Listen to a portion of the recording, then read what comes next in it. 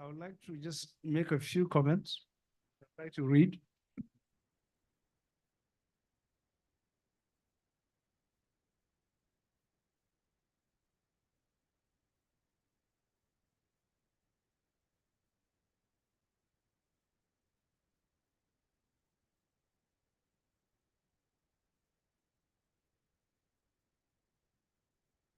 So, ladies and gentlemen, and our esteemed entrepreneurs that are represented here today,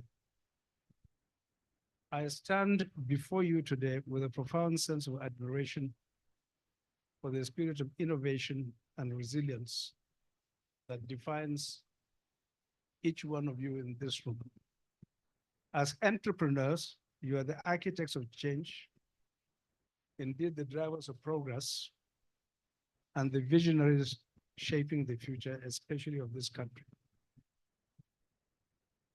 Talking about the essence of entrepreneurship, I would like to explore its objectives, its evolution, the current state, its components, and its promising future, particularly in the context of this country.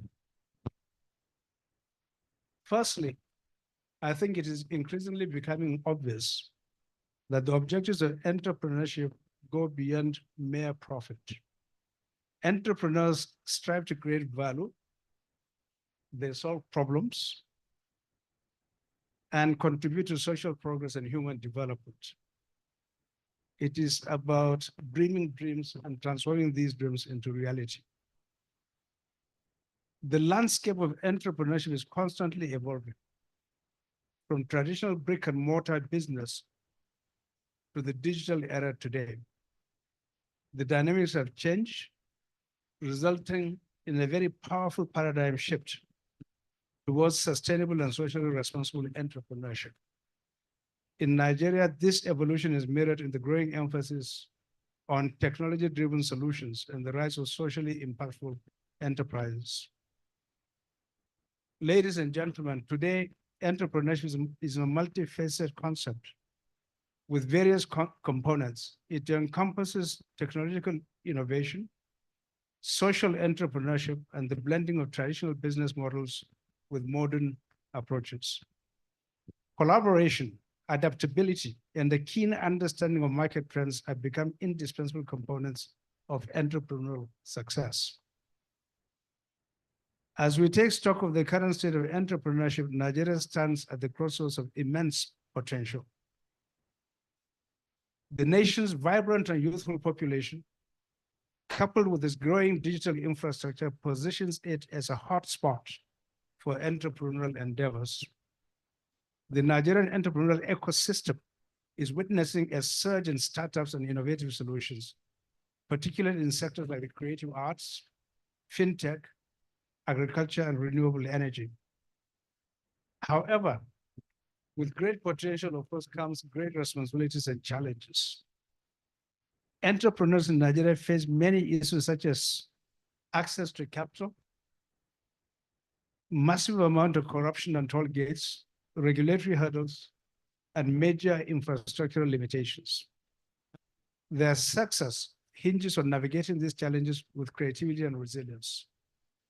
I know of no other set of people, and I've traveled around the world, confronted with these set of challenges that have been able to prevail and still make their businesses successful.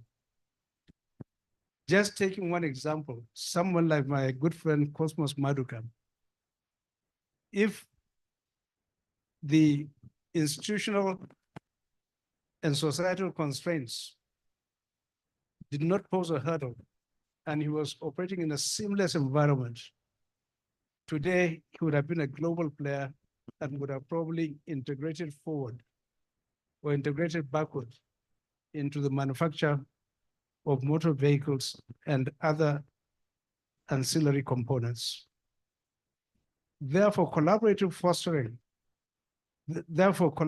efforts between the government, the private sector, even the civil society and educational institutions are crucial to fostering an environment conducive to entrepreneurial success.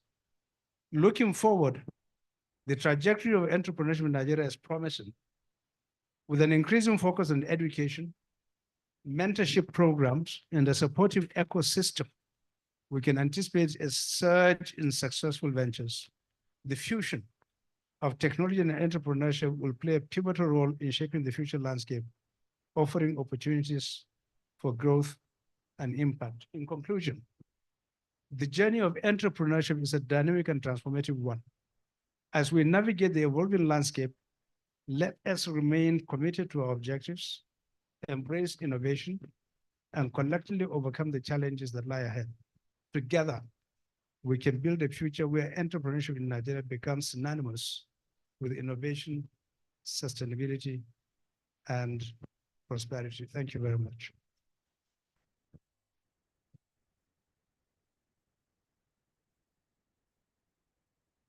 Please, another round of applause for the chairman. Thank you very, very much.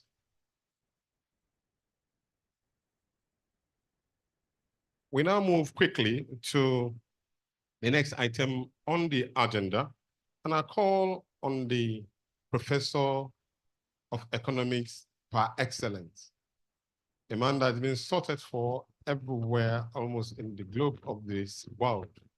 Is no other than Professor Pat Utomi, the birthday boy who is moderating and continuously moderating until when he gets to that Rubicon of change for the Nigerian people. That is what we'll continue to celebrate him the more. Prof, you are welcome, sir. Thank you, as I welcome Professor Onwebuzie, who will be speaking after Pradile Mwampo. Mr. Chairman, dear speakers, panelists, very, very distinguished guests. This is a very special day for me for many, many, many reasons. One of the great passions of my life has been how to stimulate the spirit of enterprise in our country. For more than 30 years, I have passionately spoken about the importance of entrepreneurship. Dr. Onwebuzie, who will speak here and speak to a version of this, will remember that 30 years ago at the Lagos Business School, there was a big debate between my colleagues and I about strategy. It was agreed that we're a general management institution. And I kept saying, yes, we may be a general management institution, but we don't build a country without entrepreneurs and entrepreneurship. In March of 1996, a friend of mine who was a Wharton alum and was on the board of Wharton, was then chief executive of the biggest African-American owned investment bank in the US, Malcolm Pryor.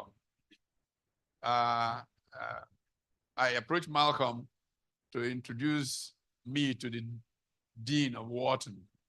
And Malcolm was very pleased to do that. And so off we went. I came in from Washington by train that morning, went to see the dean. And I said to the dean, I know you are a famous finance general management institution, but do you do any entrepreneurship around here? He said, how do we justify our existence if we don't stimulate entrepreneurship?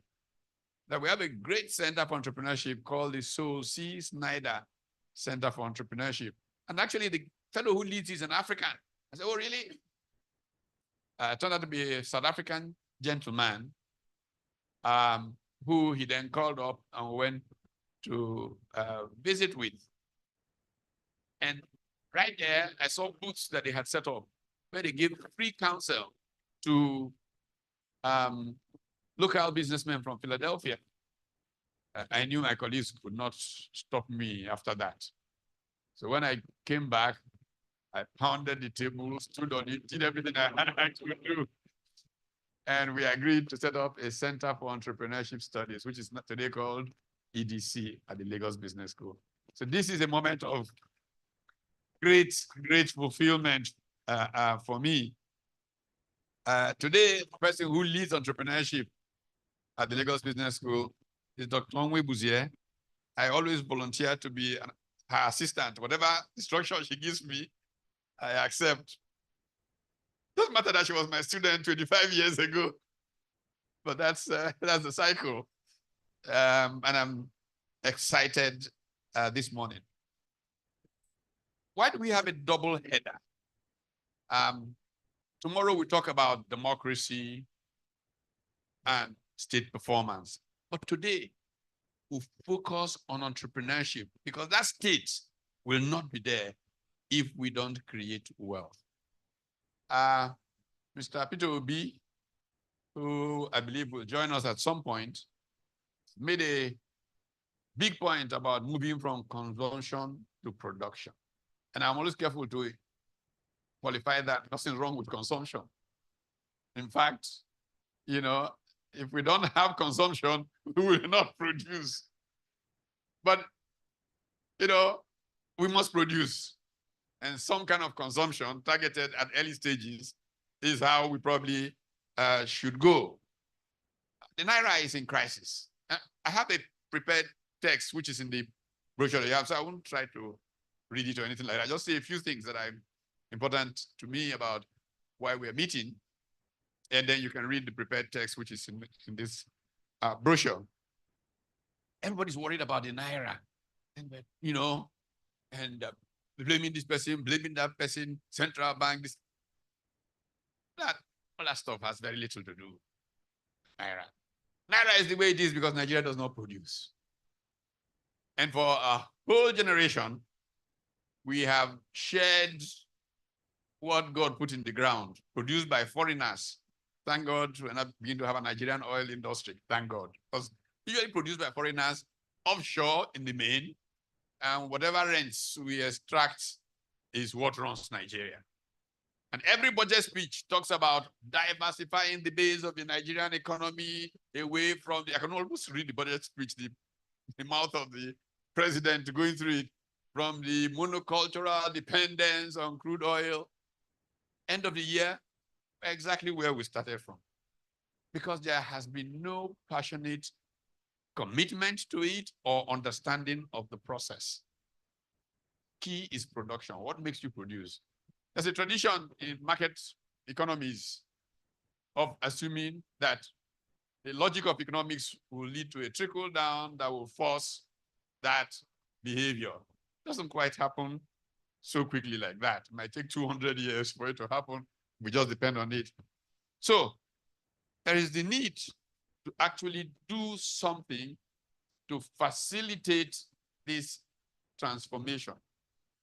And lately I've taken to talking about India a great deal. You know, in 1993, I used to write a lot about, or in the early 90s, I used to write a lot about the Asian tigers. And a friend of mine was a professor at INSEAD called Jonathan Story, wrote a case study about 1992 that was titled India, Hindu Elephant or Asian Tiger. The question of where was India really going? Could it become like one of the tigers? Would it just be a Hindu elephant that just, you know, struggles along? And what has happened is that India, which was technically bankrupt in 1991, 3 weeks trading money in its foreign reserves. If we think we have a problem, India was down to 3 weeks trading money in its foreign reserves in 1991. All that happened was a change in leadership. The Gandhis, of course, were hugging the premiership, and then Rajiv gets killed in this assassination. And so they found a placeholder, an old man called Ratnima Rao, placeholder just to hold the thing until they found the next Gandhi who will become prime minister. And the joke we used to make was that he had nothing to lose. He had 3 files: the problems that time have solved, the problems that time is solving, the problems that time will solve. But it was not true. Actually, I challenge my Indian friends that they've not written the correct story of India, because Rao changed India. He's not got his due place in Indian history. Not yet, but he will. Rao appointed Manmohan Singh as finance minister. And Singh began the reserves. The reforms that would change the course of India's history. I don't know if Hetty was in Hetty's class, but I used to make a point about how India's foreign reserves by 1994 were growing at like $1 billion a week. All of that led to the Indian diaspora now becoming very challenged about India's process. And that's why part of the activity today involves what the Nigerian diaspora are doing with us in terms of stimulating entrepreneurship. That is why our keynote is a diaspora person, Dr. Adele Nwankwo, who has done remarkable things in America, but can do even greater things from there for us here. Indian diaspora became that driver. As a business school teacher, I used to, of course, travel frequently, get to the US, try to visit deans of business schools. At a point, several of the deans of the major business schools in America were Indian. You will go to Northwestern and Kellogg, Deepak Jain will not be there. He was always traveling to India. He ended up on the board of Renaissance Industries and all of those. Dean at Wharton was Indian from everywhere. When Joseph Stiglitz reviewed or rethought globalization and wrote Globalization and Its Discontents, Jagdish Bhagwati at Columbia wrote In Defense of Globalization, because globalization was helping India. Now, the discipline that has entered India since Modi came to power changed everything. Usta Obu, Professor Obu, who is going to be here, should be here shortly, has written a book, Development, about his attitude. You know, and Professor Obu makes a point about that attitude. And that's what we're desperate to get to happen in Nigeria, the attitude for development. And my friends, we should be looking at how India changed. What changed in India? When we returned to democracy in 1999, India was a scene of huge violence, political violence everywhere. Today, nobody talks about violence in India anymore. Nigeria, where we didn't have much violence, all that we have is violence. Critical to it all is the failure of entrepreneurship and economic development. If we should learn anything from India, it is what happened. Compare us to him. One of the speakers tomorrow was just boarding a flight in Frankfurt an hour or so ago, wrote a book titled Growing Apart. It was a comparison of Nigeria and Indonesia. Peter Lewis, you know, in the 60s, they used to say to Indonesia, if only you could be like Nigeria. By the 90s, they were saying to Nigeria, if only you could be like Indonesia. What happened to us that this is a story? Peter will tell his story again tomorrow. He's writing a new book on Nigeria. And at tomorrow's lecture, it will be interesting to see the perceptions that he has of what has changed. So once we recognize that the strength of the Naira, the economy and all of that is really about going from, as Mr. Obi, as I said earlier, would say, consumption to production, we solve the problem. But it's a deliberate strategy. It doesn't just happen like that. It can trickle down, but it will take you 100 years. What is the strategy that we should apply? In my view, dominant thinking in my own mind today, that we have to pursue latent comparative advantage along value chains. How do we look at our factor endowments and take specific endowments that want to become global leaders in those value chains and use industrial policy, limited industrial policy, not general import substitution kind of bans and all of that. Stimulate that sector, facilitate young people becoming producers in that sector. And today, I'm hoping that our diaspora friends can talk about this, because one of the initiatives that I have been laboring on is to create industrial parks around the country with incubators where diaspora investors and Nigerian entrepreneurs can bear. We can be sure that the problem of, like, I sent money to my cousin to build a house and he's sending me somebody else's photograph will not occur through use of blockchain and those kinds of things. Can really ratchet up entrepreneurship, create massive production uptakes, and compete in global markets. So that's generally on that front. So let me make my remarks not too long, say a word or two about the speakers and how we put this together, and then do some begging. I'm always begging. Dr. Adiele Nwankwo, I've had the privilege of knowing for many years when he was the Mid-Americas executive for PB. Parsons Brickhoff is one of the biggest infrastructure firms in America. And I visited with him in his office in downtown Detroit, like what, 20-something years or so ago. You won't recognize downtown Detroit anymore today. I mean, it is, I was so blown last Christmas. I was in Detroit around Christmas. And I said, this is Detroit. I don't believe this. This Adiele here was significantly responsible for it.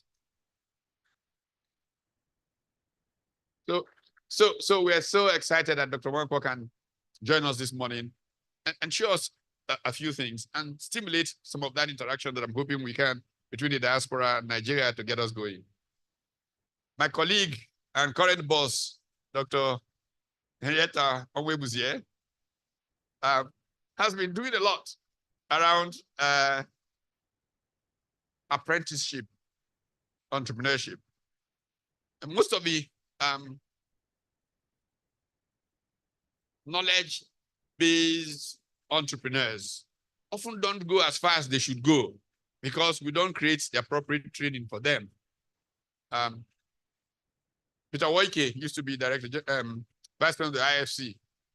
He came to Nigeria after I was appointed. He's German. And he came right into LBS. We had a lunch event with him. And I said to him, look, I work for a German company. I know the Ausbildung, the dual education system, where people get apprenticeship training. We gave them at Volkswagen, and they were hot. Siemens was going to snap them up, and this and this and this. Many of them, because they could make decent money, went out and set up their own electrical shop, mechanic. They did okay. They paid children's bills, lived well, but they didn't have the entrepreneurship impetus, because that one person could own 30 outlets and run it, create more jobs and expand the economy. But he just thinks, how do I make enough money to be a big man in my neighborhood? And that is what we needed to change. Peter Woike got very excited and said, IFC will fund this. And there was a Pakistani gentleman who used to run IFC in Nigeria. He got into a tussle with who will manage it, Lagos Business School, IFC, then he created something called STEPS. It became a mess, didn't get anywhere. And this is the kind of thing that we started trying to do decades ago.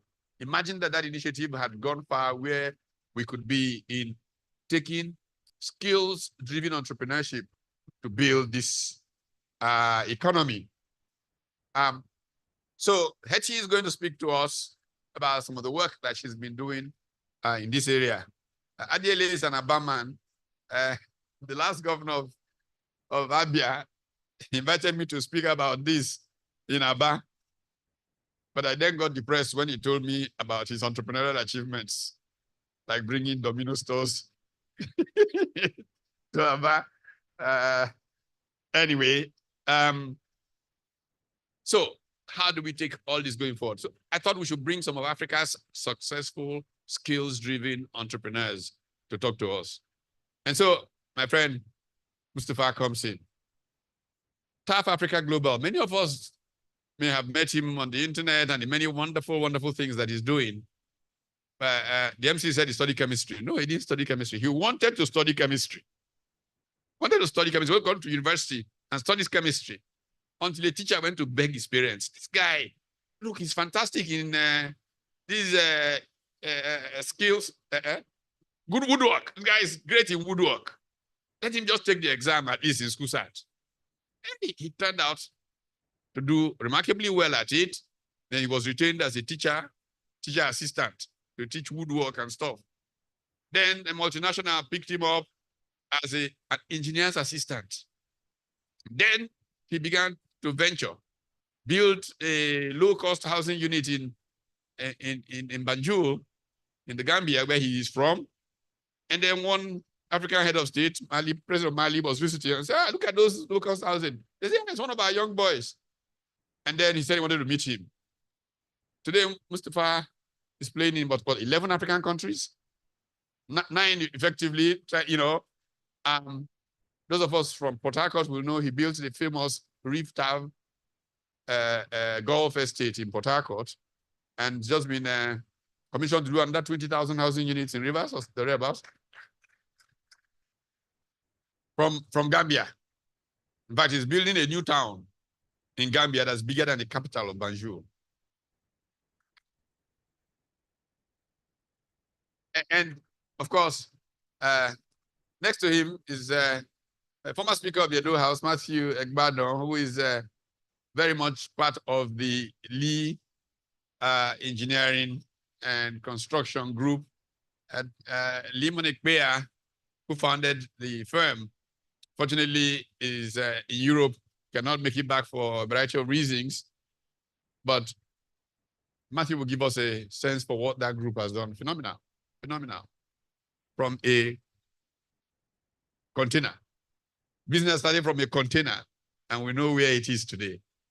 I've had the privilege of writing a case study on Alfred Okoyegun's remarkable efforts at ACO from many years ago. And my friend Cosmas will be here. He's attending to something across the road, actually, but he will join us. He too will tell the Koschari stories. These are people from Skills. And then, where's Tunde? Okay, you're there. How do we finance these people? And all of that, because this is the base of all this conversation and stuff.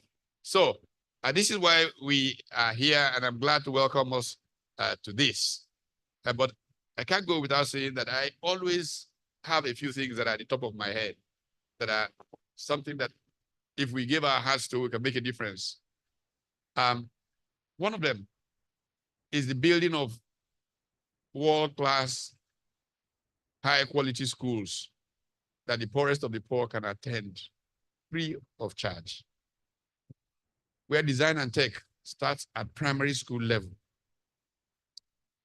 I am passionate about this. We're struggling with it, and we can use contributions from those who would like to leave an impact in this world to that project. And we'll be begging about that all through this year. At any point in time, you can contribute to it. But we started building one, actually. And we have to do it in partnership with either a church or so that they can keep sustainability will be there. This one is fairly different. I've just written this book that captures where the problem of development in Nigeria really lies. It's titled Power, Policy, Politics, and Performance. The bureaucracy. How do you make it an effective driver? I hope that people will make this book available to every bureaucrat in this country to read, just buy and distribute. So these are the two things that I'm really very passionate about right now, and I'm driving to make happen. And I hope during the course of the next couple of days, we'll get people to sign up to be part of that. Thank you so very much. I took up more time than I wanted to, but I thought it was important to set background for what we're trying to accomplish today. Thank you. Thank you very much, Prof. Prof will not cease to amaze me. He was in Kano just about last week, and he went for a condolence visit, but he was invited to the Bayero University. And at the Bayero University, the leaders of the business school just invited him to give a pep talk to some of the students who are privileged to meet him for the first time. and it took them through an historic presentation of a paper that they would never forget in their life. It was a wonderful event, and I was there to watch Prof perform exceedingly well. Please, another round of applause for Prof. Ladies and gentlemen, this particular hall is blessed with presidential aspirant and candidate. There's another gentleman who just came in silently into the hall, who has been able to electrify the Nigerian situation, especially the Nigerian youth, 12.5 million of them, to believe that they can take back their country and set the ball rolling. He is no other person than His Excellency Peter Gregory Nwambuzi Obi. Is here in this particular midst. Ladies and gentlemen, thank you very much, Your Excellency, for coming. I also want to recognize Professor Anthony Killer, who is also seated here. And then there's another gentleman who has now been able to put in motion, the first time in the history of our country, an aviation university. And he is no other person than Malam Mr.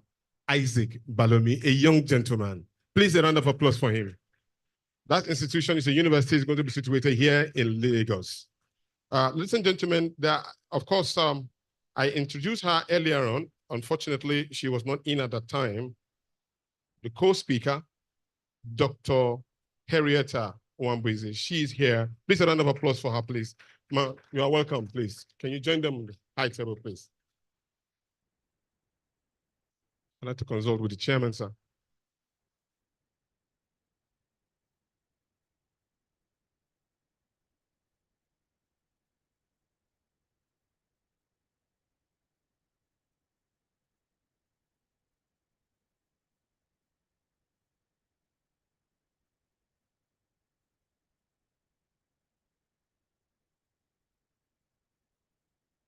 Thank you, Mr. Chairman. I've been informed by the chairman that we should try as much as possible to manage the timing. If you could look at the brochure, there's timing approach to it. So may we now have the co-speaker, Dr. Henrietta, your next time.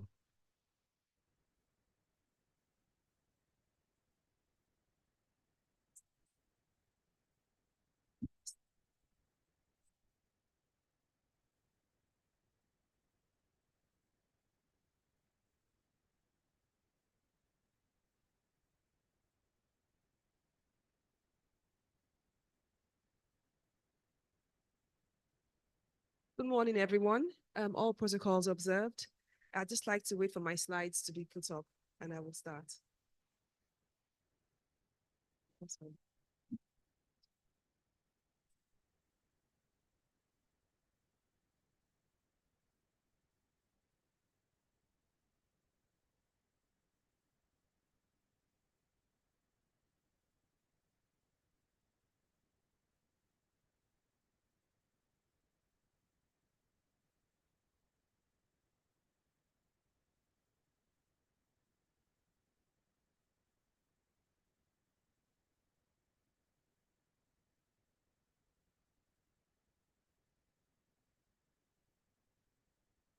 Okay, so I just want you to be able to see as I speak. Are the slides up? Awesome. Okay. So today we're going to be speaking about skills-driven entrepreneurship, just as Professor Tommy spoke to us about. By the way, Professor Tommy, happy birthday. Many, many happy returns. And more grace. So I'm going to just put this in two main questions. The first is, why is skills-driven entrepreneurship important?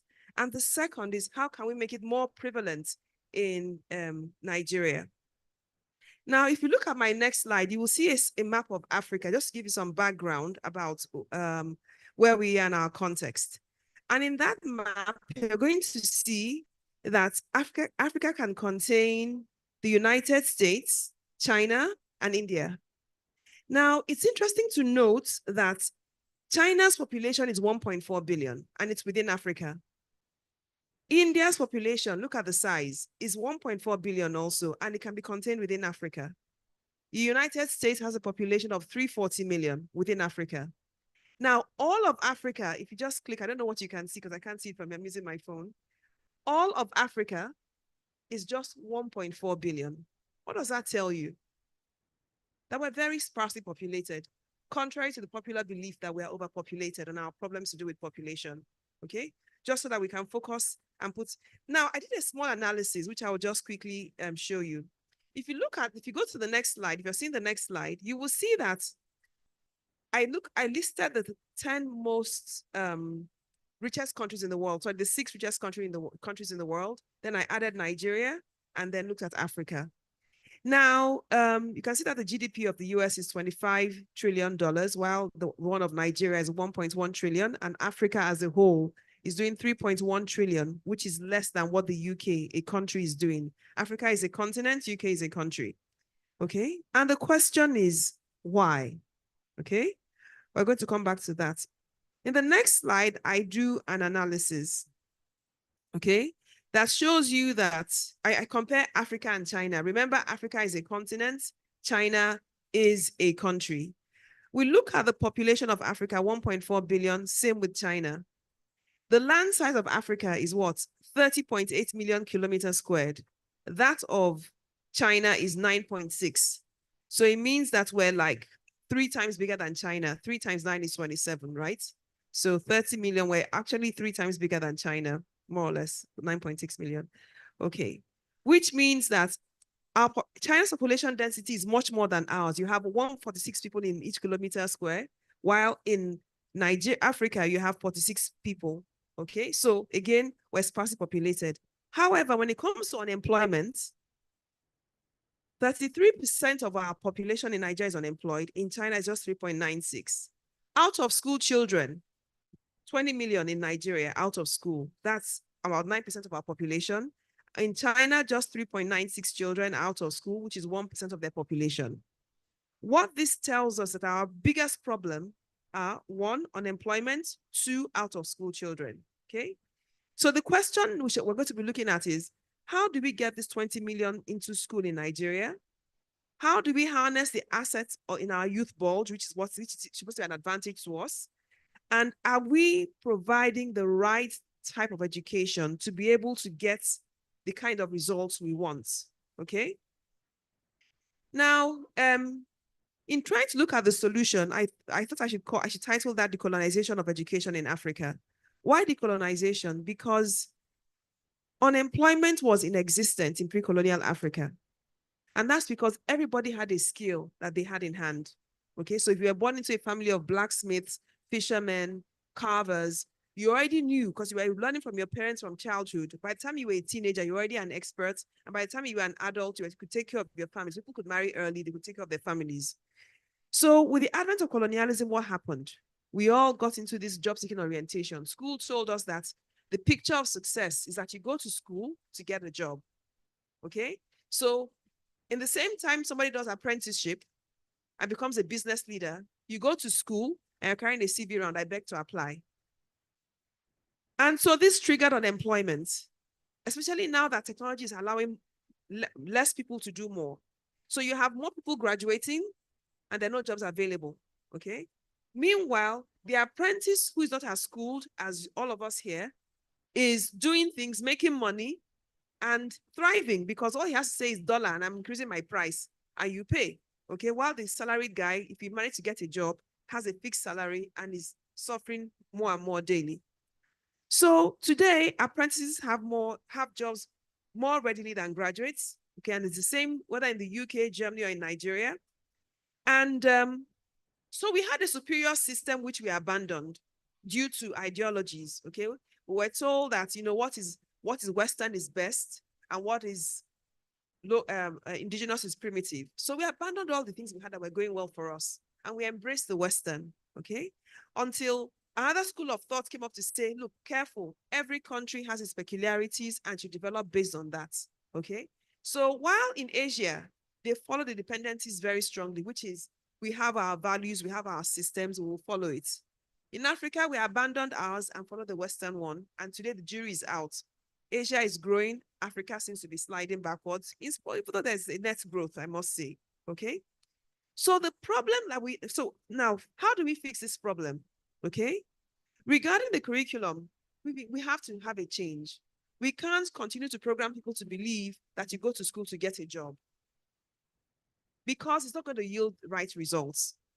We have to begin to develop job creators. Our institutions, whether secondary schools or universities or polytechnics, need to begin to develop people who will become job creators. Now, just for us to understand how important this is, let's even look at the results of skill-based entrepreneurship, which is what most of our SMEs are. Most of them are not very skilled, but guess what? They contribute 50% to our national GDP. Okay? They contribute over 84% of employment in the country, not the corporates, not the oil companies, not governments. It is this unskilled SMEs that actually provide jobs for 84% of our population, okay? And they account for 96% of the businesses in Nigeria.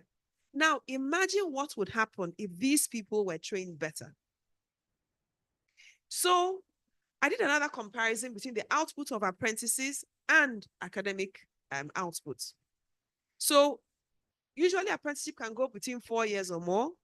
And also the same thing goes for the number of years you spend in university most of the time, okay? Apart from the doctors and the architects who spend more time in school. When an apprentice finishes, he's trained to become a business leader. When you graduate from school, you're a job seeker.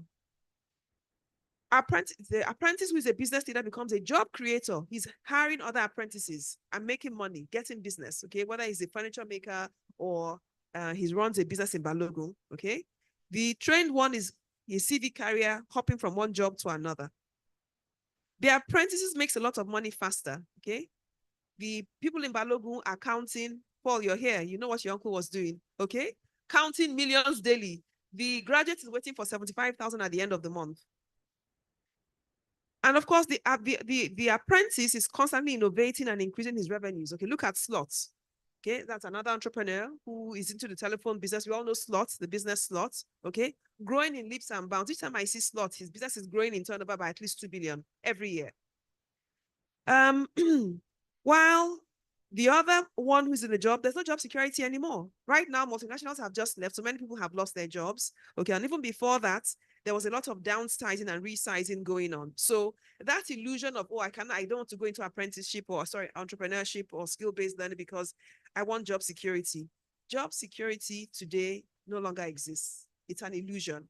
Okay, people are losing, companies are right-sizing or downsizing all the time, and people are losing their jobs. And it doesn't have to be the end of the world if you have actually honed it, you have a skill of some sort, okay? Whether it's digital marketing or you can make something, I don't know. Recently, it's so funny. A young girl who lost her parents was going to go to law school, and she came to me saying she's thinking she needs a way to raise funds towards law school. And I said to her, okay, when is law school? It was 3 months from the time she was speaking to me. And I said to her, as a volunteer, I could hire you for 100,000 in my team. Does that sound interesting to you? 100,000 a month? You're excited? And I said to her, but do you have a skill? She said, yes, I sew. And I said, okay, can I see what you sew? She opened her phone and she showed me some styles. And I said to her, how much do you charge your customers? She said 30,000. And I said to her, do you realize that you can make this money in a week? What I'm offering you for a month in a week. And I said to her, I myself will patronize you and I'll get customers for you. And at the end of each month, you can make 300,000. Do you still want the job? Think about it. She said, oh, no, I don't. I can actually make more money from my skill-based entrepreneurship. Okay. So the point I'm trying to make here is that we have been programmed, when we stop thinking, even when the results are paltry, people are leaving what can give them more money to look like those who go to the office, even though they're living in poverty. So we need to really have a change of our mindsets regarding skill-based entrepreneurship, okay, as opposed to getting a job. I'm not saying getting a job is bad, especially if when you're in that job with an entrepreneurial mindset, which is a solution-driven mindset, okay? What can I learn here? What value can I add to people that people will be willing to pay for? And how do I continuously improve what I'm offering? That's the entrepreneurial mindset. Entrepreneurs are problem solvers. And people are willing to pay for solutions that they need, okay? So that's the way to think about it. So we've got to emphasize job creation orientation over job seeking.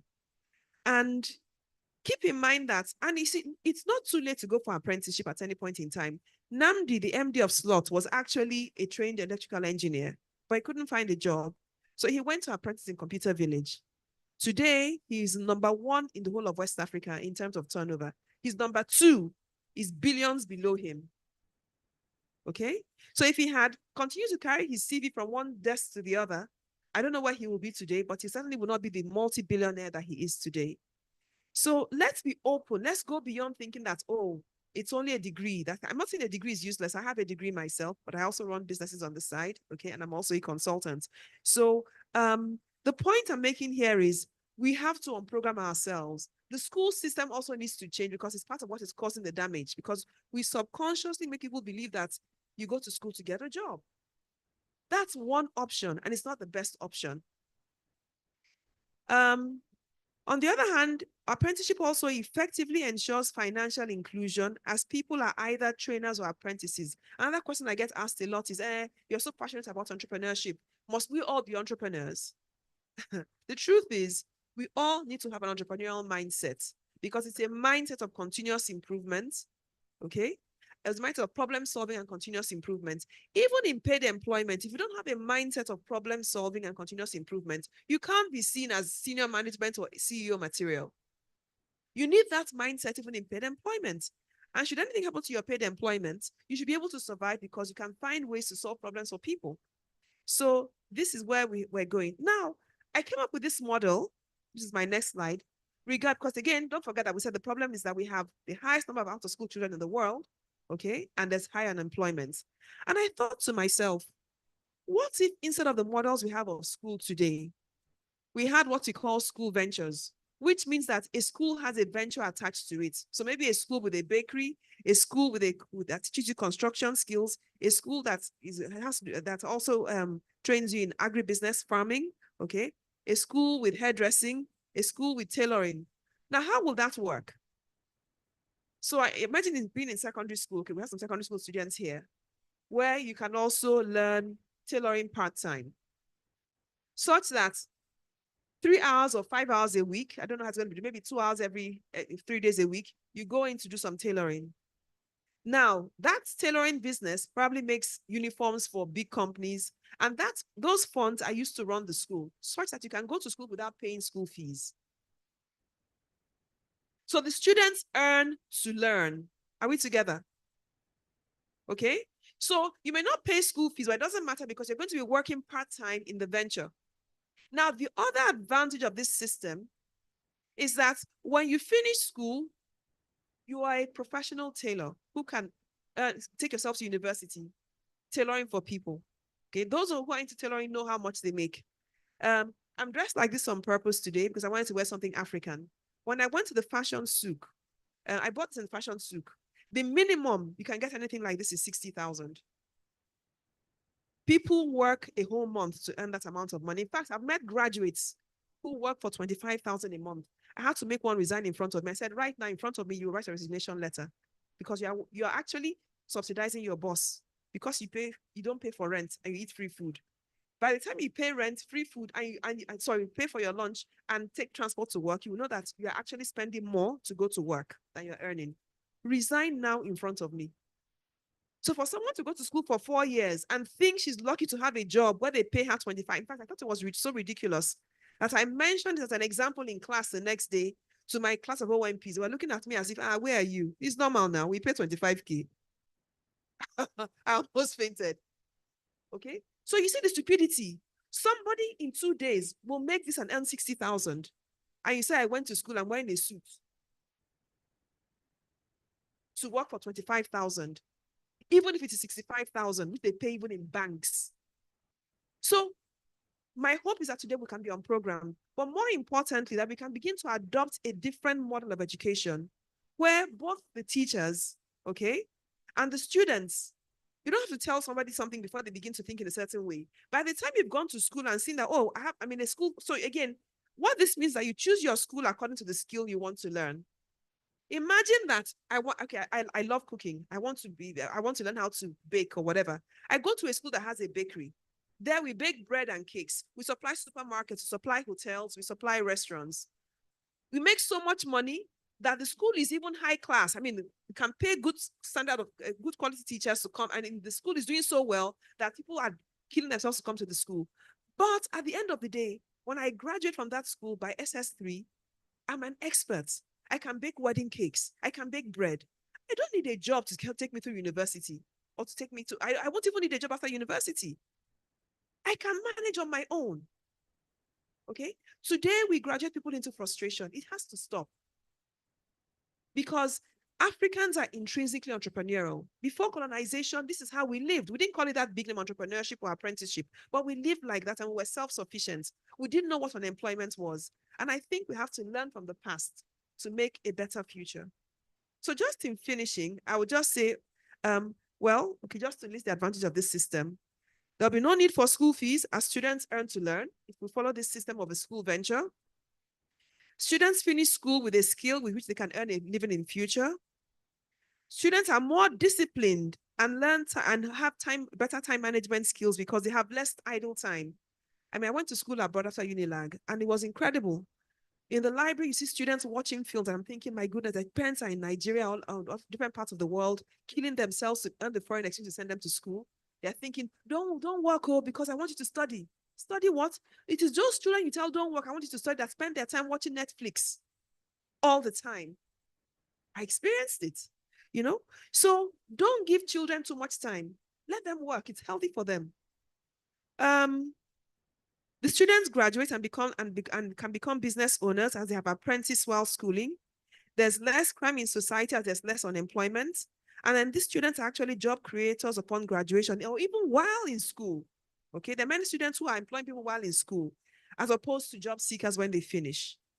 So for me, in finishing, every problem is a potentially profitable business opportunity. When we see, for example, for me right now, it's a time of opportunity for African entrepreneurs, okay? There is inflation abroad, the Naira is devalued. We're now going to be compelled to look inwards for import substitution. So please don't have a pity party. This is our time, okay? What is it that we were importing that we can begin to produce? What we just need now are for policymakers to begin to support local production. Again, devaluation is good for exports. We're talking about moving from consumption to production, okay? When your currency is devalued, your exports are cheaper and therefore more attractive. So this is a time for us to see how we can free up the bottlenecks in the export process so that local things can go abroad. Japa syndrome has created a huge diaspora market, which means that anything you have to sell, whether it is crayfish, I don't know, coconut candy, what's it called? There's a huge market. Chin chin, as local as it is, there's nothing you can take to another level so long as you do it well and you package well. Okay, so there's a huge export market there for us. So please, let's not have a pity party. Let's make the best of any situation we find ourselves in, and this is one of such. So if Africa has many problems, it means Africa has many opportunities. And if Nigeria has many problems, it means Nigeria has many opportunities. So my final slide is this. First, let's have a mindset change, okay? Rather than develop students who are looking for jobs, let's develop students who use their knowledge to solve problems. Let's empower them to understand the principles of business success, and let's make them impact-driven. Learn to make money from making a difference. If you look at the biggest businesses in the world, the wealthiest entrepreneurs, from Bill Gates to Jeff Bezos, they didn't become wealthy because they wanted to make money. They were passionate about solving a problem, and their solution was so useful, everybody was willing to pay for it. That's how they became wealthy, okay? So the process to create wealth in a sustainable way is to look for something everybody needs. Like Jack Ma will say, if you want to remain small, solve small problems. If you want to be big, solve big problems, okay? So this is the mindset we need to develop people with. So I'm going to stop here. Thank you very much. Thank you so very much. After listening attentively to Dr. Henrietta, our keynote speaker, who will now wrap it up and make his own presentation, is now ready to speak. He is no other than Dr. Nwankwo Adiele. Ladies and gentlemen, please give him a round claps. He is somebody who has generated a very important technology. Welcome, sir. Thank you.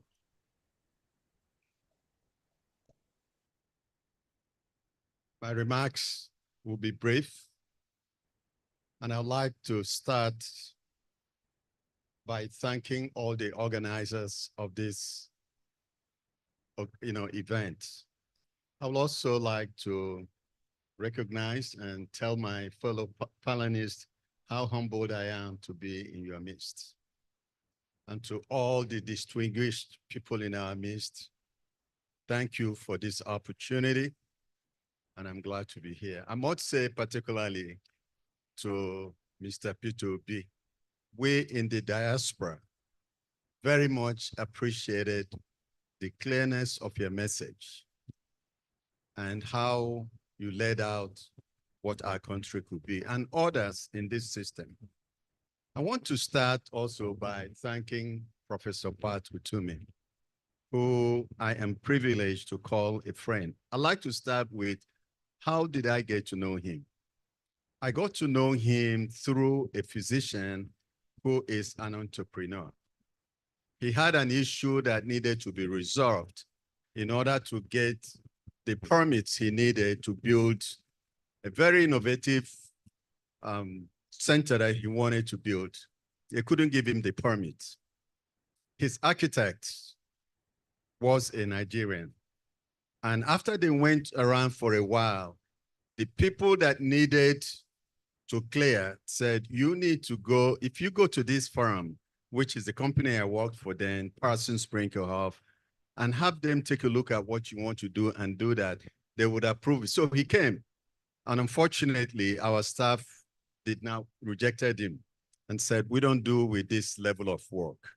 The company I worked for, and in fact, when I was in charge, was things like the Panama Canal. If you've gone to Atlanta Airport, things like the Atlanta Airport, huge mega projects. So his architect said to him, but there is the guy that is there who is the boss, is a Nigerian. If you can get to him, he might help you. But don't tell him I gave you his number. So Pat's mutual friend called me and said, here is the issues, and I explained it, and we took care of him.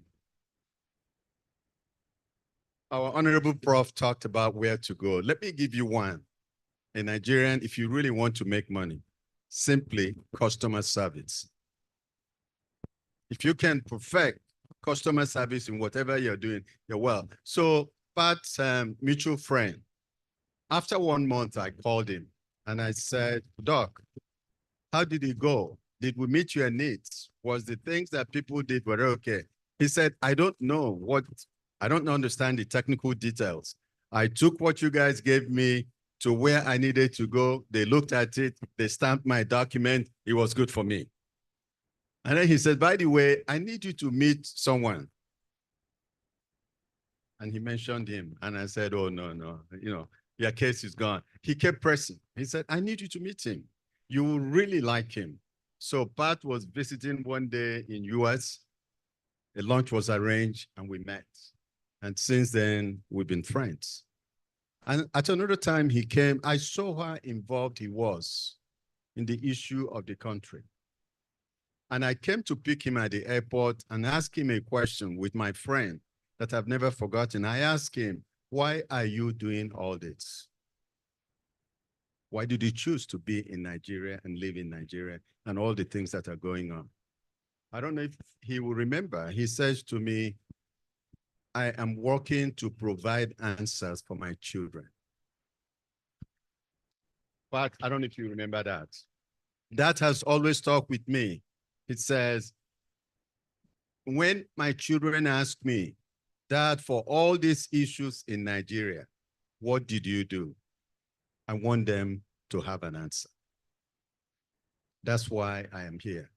I'm now going to speak about my work life. My wife is here with me. We've been married for 45 years. I met her in college. And we are doing a project now for the last 4 years. And that's what I want to centralize the topic today. and that is on building skills and turning those that you have built these skills to become entrepreneurs. I was born in Aba. I'm proud I was born in Aba. In secondary school, I got into a lot of problems with that because they thought that people from Aba were just, I don't know, sometimes hooligans. We're non-conformists, but I was born there and I visit there, and I will make a quick trip there before I get back to United States. I have spoken to governors about skill acquisition. I remember that I went to South governors many years ago, and we spoke that. I've spoken to a few governors. When you look, and that's where my experience coming, when you look at great nations, I'm trained an engineer, a planner, and an economist. Those people are not really the people that build the nations. Nations are built by technicians and artisans. When I walk into a building, like I went to Central Africa, I can tell you the level of the artisans in that nation. When we were trying to do a small project in my village, one day I walked in and the builder was telling me that the people that were making the tiles, they bring them from Cotonou and to Togo. I was so enraged. They said, "Oh, guy, you don't know. They can't get good tilers." And yet there are so many people unemployed in our nation. Last November, I was in Central Africa Republic for a project that I wanted to describe. I walked into a hotel. It's not the Transcourse. But you can see that the tile was very well laid. There were no chalk, corners all over. And I observed to my friend, I said, "These people, this is well done." He said, "Yeah, in this country, they do tiles well. In our country, we don't." Have you seen one of the single most problems in our nation? Plumbing. Go here and go to the restroom. And you can put in the edifice, walk into the plumbing. Immediately you finish, you start leaking. And I want to tell you some of the things that we've done. I will not define entrepreneur for you. It's already been defined. I will not define skills for you. It's already been defined.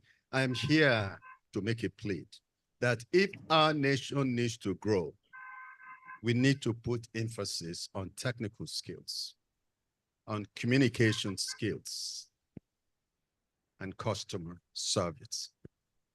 That's how nations are built. So, when we go in to do the design and the planning, it's very few of us for a very magnificent, powerful, complicated process. It wouldn't take 100 of us to do it. But when you go to build it, it takes thousands and thousands and thousands of people. That's where we need to think radically how we shape our country. So after many failed attempts of speaking to some of the people that can move things, at some point, we said we would do something ourselves. And that's what I want to share with you today. One thing, and I talked to my friends in diaspora, and they're very excited what we're doing. And what I have told them is, it's not just the giving of the money. It's the giving of the time to mentor, to coach, to serve as a resource people to make it work. I want to share one personal experience. I speak from personal experience. The first time I brought my children to Nigeria, my sister lives in Port Harcourt. My wife were there. She had a big, reasonable supermarket, but I observed every time she comes in the morning, she said, we have 4 kids. She said, "What would you like for breakfast?" "Oatmeal." "What would you like for this?" And she said, "Go and get it in the store. Go and get it." One day I said, "Hey, my sister, are you keeping account? Don't worry, this is the place. Put your mouth aside." After that, I asked, I said, "How would you know if your servers are doing the same?" And I said, by the way, do you have an account? How much you took? And I said, you're going down. She said, God forbid. And eventually she went down. And I said, you don't know how to control inventory. You don't know how to understand revenue from costs. You don't know what profit means. And therefore you have eaten your seed money. It is not the devil that did it. At some other point, she said, brother, can we start business? I said, no. You mean, do you want handout? I can give you. But we can't start business without understanding the principle of running a business.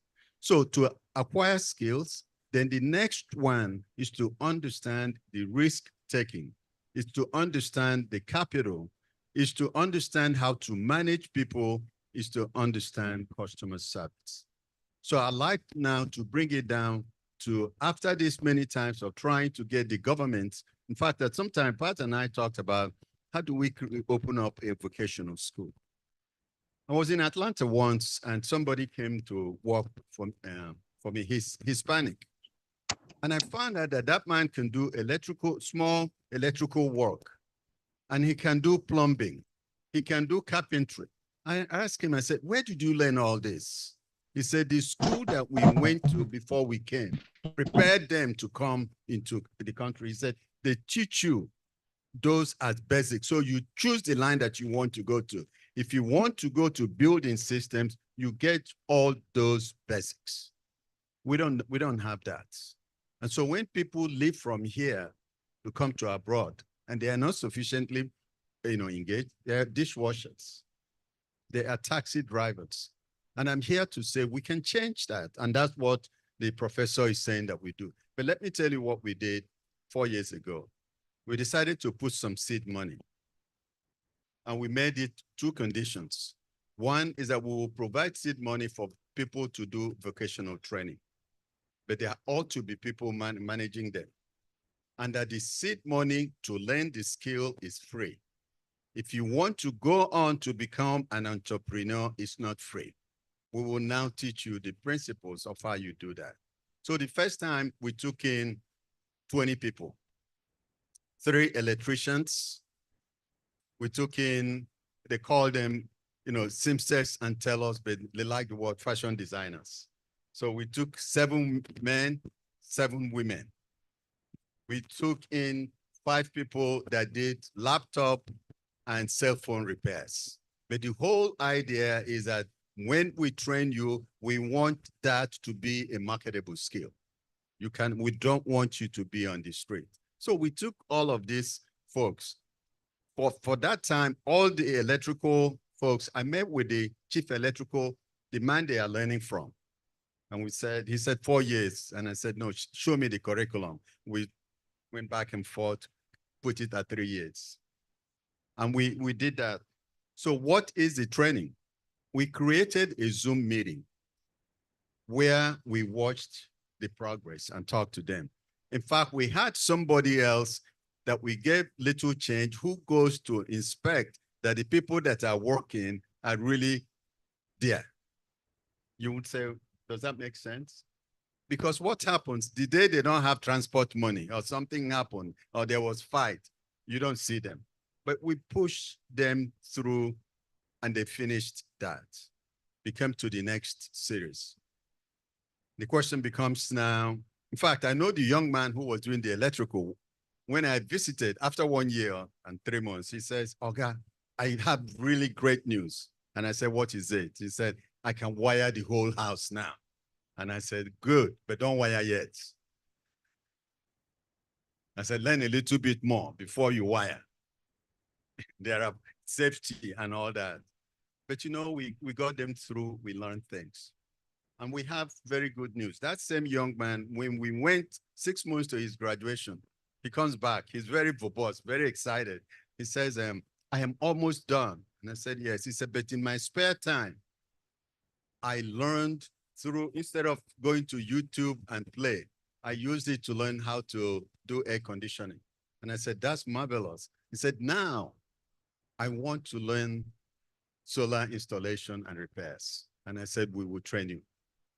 So when we leave, we're launching the next cohort. And who are those? There will be 3 electrical paneling installation and repairs. There will be auto mechanics. The guy actually an electrician. So we took 3 electricians. I estimated 35% success rate going in, but it came up a lot much higher. You know, one of the electrical guys dropped out to go to university to a point.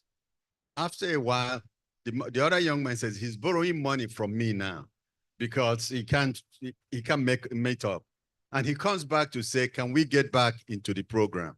And I said, not until next time, because not everyone needs to go to university education. But I learned through walking to Parsons Brinckerhoff, I can come in, we can do the master design, we can do all of those, lay it out, but it takes great electricians. It takes great artists to put all of those in place.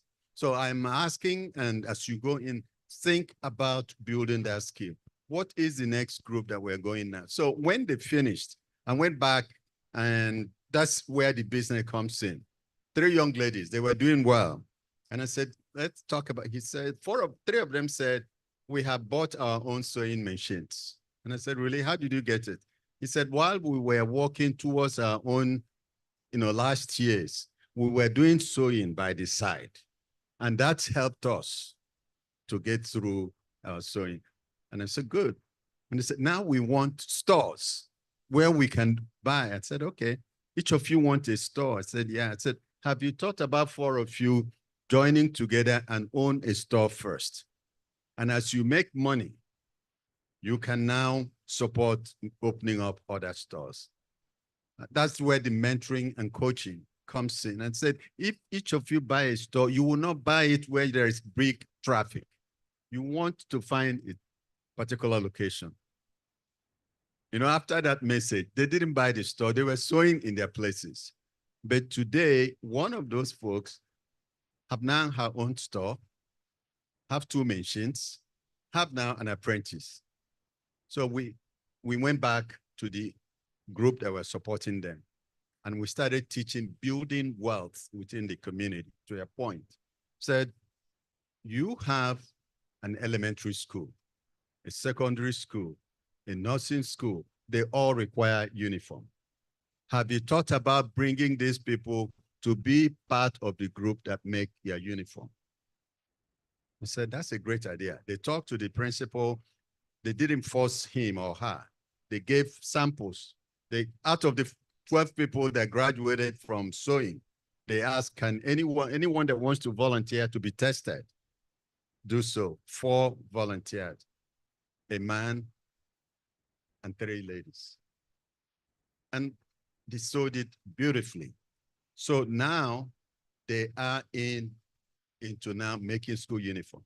And I told the folks, I said, when they make those uniforms, they sell it. They bring part of the money back to you. The principle of money is that you want it to circulate within your unit a few times before it escapes. And I said, what about the weddings and the funeral where you make all uniforms? Have you thought about that? So inside that ecosystem now, they are beginning to build wealth. I said that to say it's possible that we start. And now we are getting into the panelists, the master trainers. We stood and said to them, do you understand that you can build a business a little bit more? How about now growing to a point, if you need, we work together and you have an electrical store and parts, because that's part of what the challenge is. So there is great opportunity to build, and we don't have to wait and speak to all the His Excellencies to make that happen. We can start small. And I'm finding out that some of my friends in the diaspora was coming in. When we came last time to meet, I invited one of my friends in Houston. He didn't know that this work was going on. And we sat down and they were interviewing the next series of people. And there was a particular young lady. Actually, she's a girl. She looked so young. I kept wondering, why is she there? At some point, I couldn't resist it. I asked her, how old are you? She says, 12. And I paused. I said, aren't you supposed to be in school? I was expecting an answer. I have no one to pay my fees. That was the answer I was expecting. And I already had a response. We can help you. He said, sir, no, I am in school, SS2 or XS1. He said, I'm in school. And I said, then what do you want to do with this?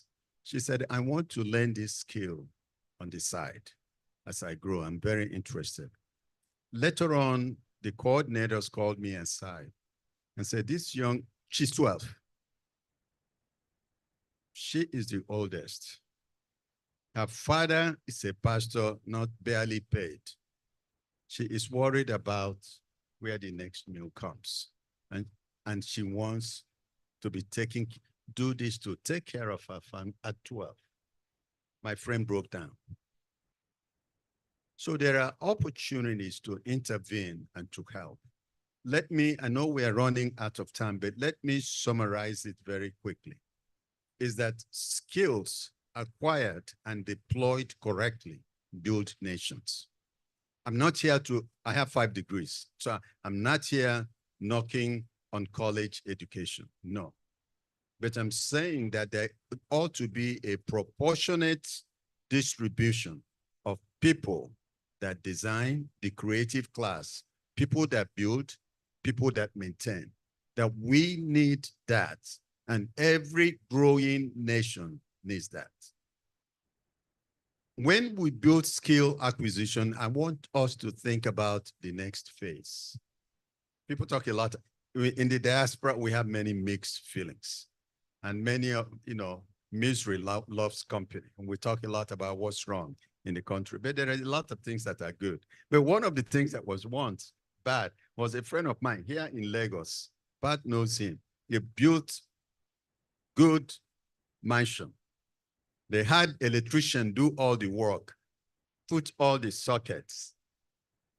And when they came in from overseas to put it and put in to plug in, there was no power. And it turned out that that man did not wire the place. And he has gone. And he didn't do it to one person. He didn't do it to 2. That was gone. Till today, I don't know whether the man didn't have skills or he was just a thief or he took the money and he moved on. But Nigeria has great opportunities. Nigeria has great opportunity to be a great nation, but we cannot do that when the young ones are on the streets and when there are low-hanging fruits to help them. And so our campaign is that we all can do something to help acquire these skills and deploy it appropriately. Thank you so much. Thank you very much, Doctor. Amazingly, I want to inform you, Doctor and Dr. Orienta, that we have learned time management skill entrepreneurship right now, because already we are just about 12 for something, and then we are right on target. We are just about 12:48 and 1:20. So we have learned a lot already in entrepreneurship. So I think we deserve a round of applause. Thank you. Thank you. As we move on, I'd like to recognize the presence of Chris Iwoye, who's a governorship aspirant, and he's from the Labour Party. He's also here from the Delta State. And then there's another gentleman, a CEO of a university, who's also here, Mr. Ojo, if I'm not mistaken. Please, you are all welcome, gentlemen. Now, let's move on, please. You have 5 minutes now to welcome and listen to the panel of discussants, one after the other, in no particular order. But first of all, let me call on Mustafa Inje. Interestingly, he's having his birthday today too. So happy birthday, sir. And thank you very much for coming. So you have 5 minutes, sir. Yes, sir. Thank you.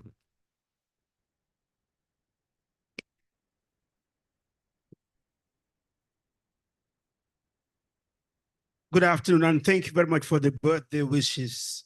Your Excellency, Mr. Puta Obi. I follow you a lot. I don't know where to start from because really 5 minutes is not enough. But probably because I flew all the way from the Gambia, you will double my time. But anyway, first let me start with Pat. Happy birthday to you too. Pat, we knew each other about 30-something years ago. We share a lot in common. Probably we were born on the same day, that's why. Entrepreneur, activist. We were in Wharton together, Harvard Business School. We roamed around the world when we were young, advocating for the things that we are responsible for now. And I don't think it was any accident that those of us who were there were put together, because Wole Edun was one of us, Ken Oforiatta, the finance minister in Ghana.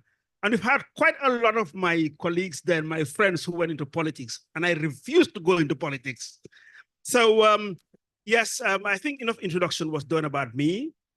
And I tell people all the time, I do a lot of public speaking these days, but I tell people that, all of you know my uncle. And I'm sure everybody in this room do know my uncle. Talk to my uncle, he will tell you everything about me. And that's Uncle Google.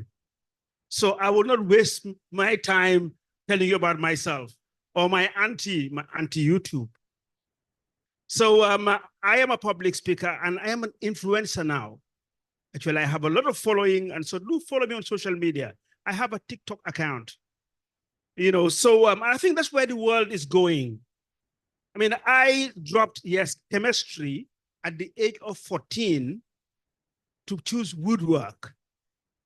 And today, that is history. I'm trying to build 1 million homes across the African continent. But I want to focus more on opportunities in Nigeria.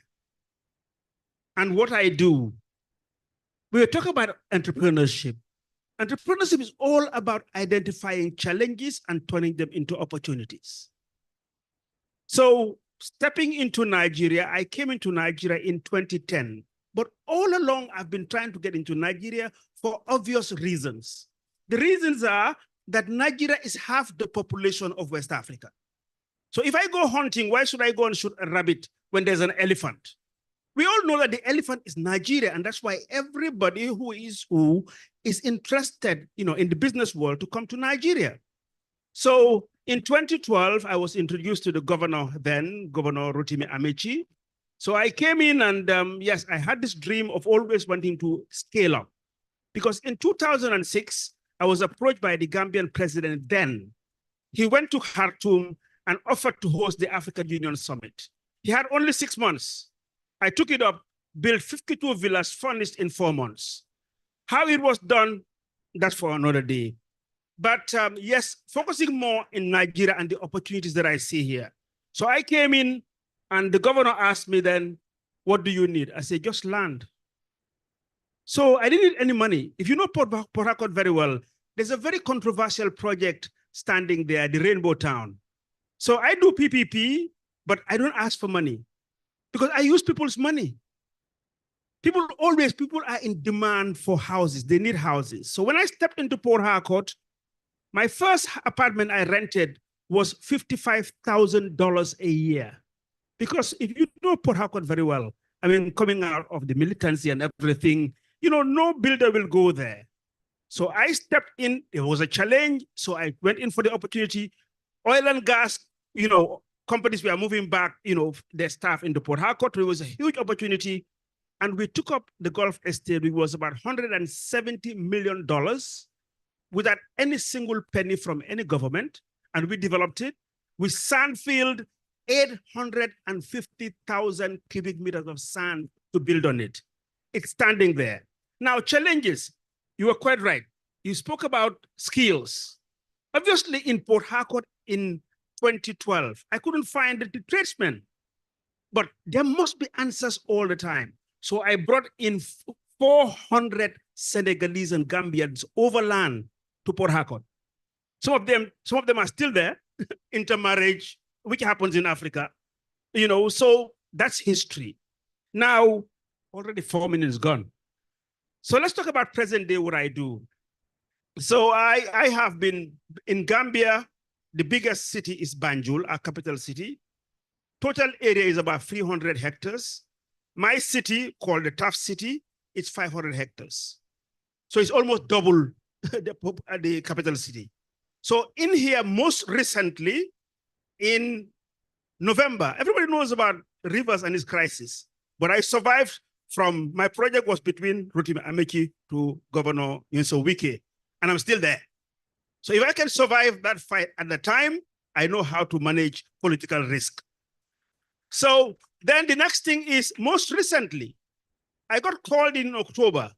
Out of my contractors that were there, one thing I love about Nigeria, and this I want to tell the World Bank people who go on collecting data about, ease of doing business. The best place to do business in Africa is Nigeria. The most hospitable people you find in Africa, I'm telling you as a foreigner, is Nigeria. Because I've lived here for almost now 15 years. So somebody called me, one of my contractors, Oga, look, I have opportunity. And one thing I like about the majority here are Nigerians, you Nigerians, that is the network of Nigerians. They will tell you, I have my cousin who was in class with somebody who was our neighbor. They'll find a link, is now the special advisor to the governor. So they will find a link to get something done. So I got called in October. They said, yes, okay, you have to come back to Port Harcourt. By the way, I decided to retire at 60. But I couldn't because I have a passion for construction. So when this guy called me, okay, please, the new governor wants to do something with housing.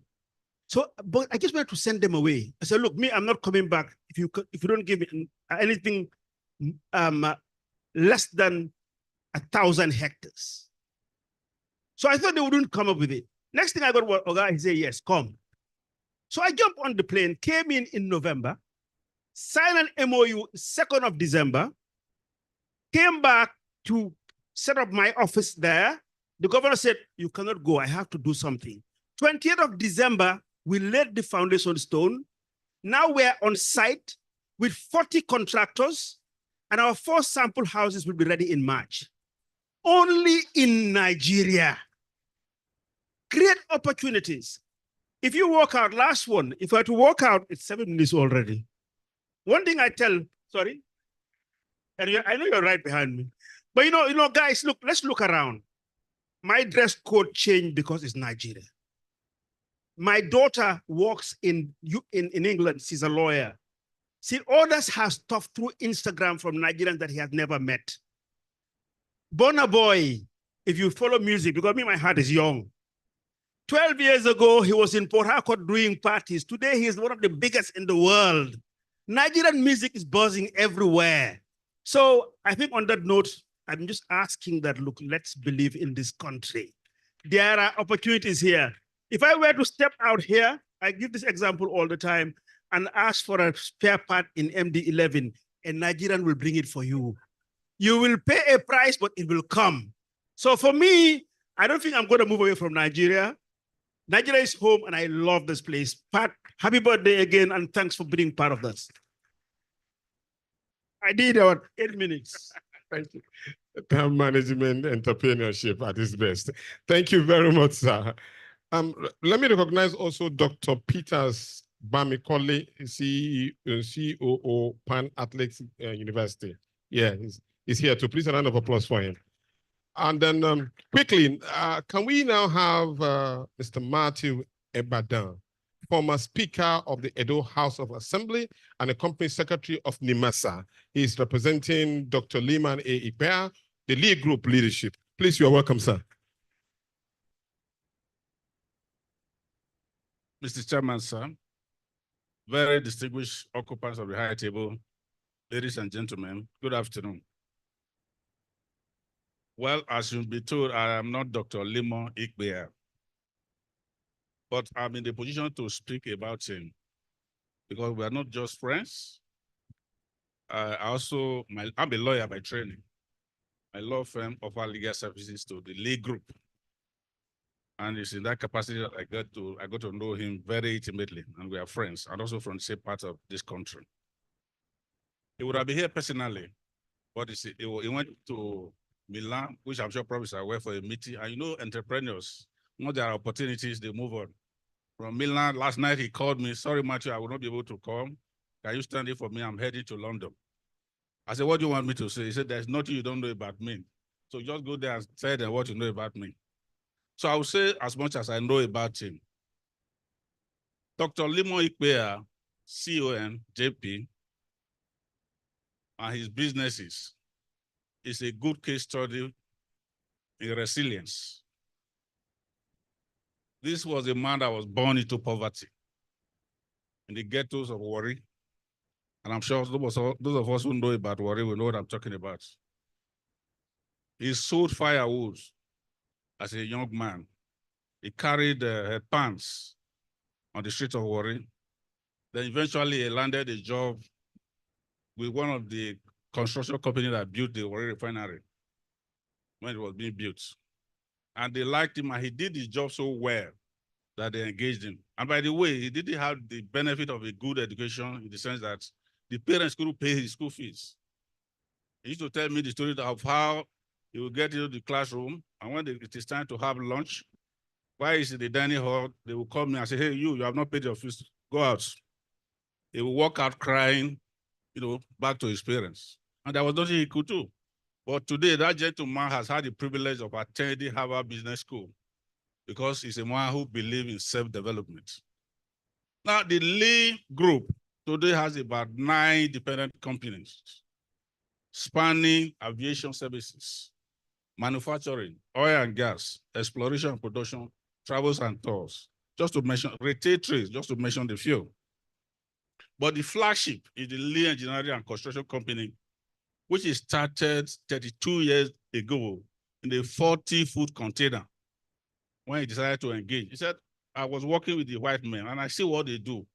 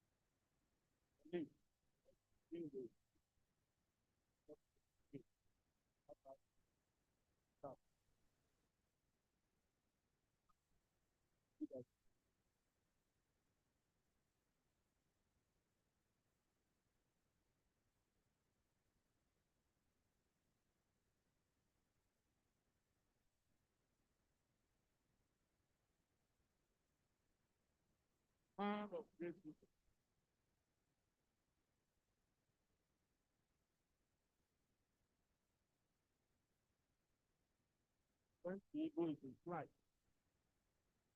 it's an object of interest. Fire and half a moon. The target is dead. Also, the man, the Nazi, also just like the eagle. When the eagle is in flight and it falls and gets into turbulence, they adjust its way, flight and move, while that dog is flat. So that's what it is. How it starts. The part of profound faith in God. God, we believe that as part of his father, who helped my quality to come, God was greater motivation. Very well with God. And he believed in the core human values of integrity, trust, teamwork, and faith. Very strong personal values. At 67, hard work and work well. And work for almost 20 hours a day. Non-stop. Self-sacrifice. Very smart. Go rest.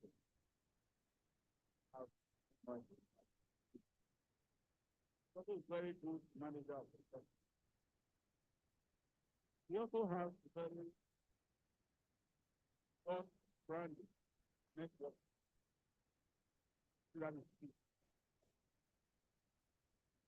And we very cross-border. We stand and spread a business partner. So that is key. No matter how good you are, you cannot be trusted.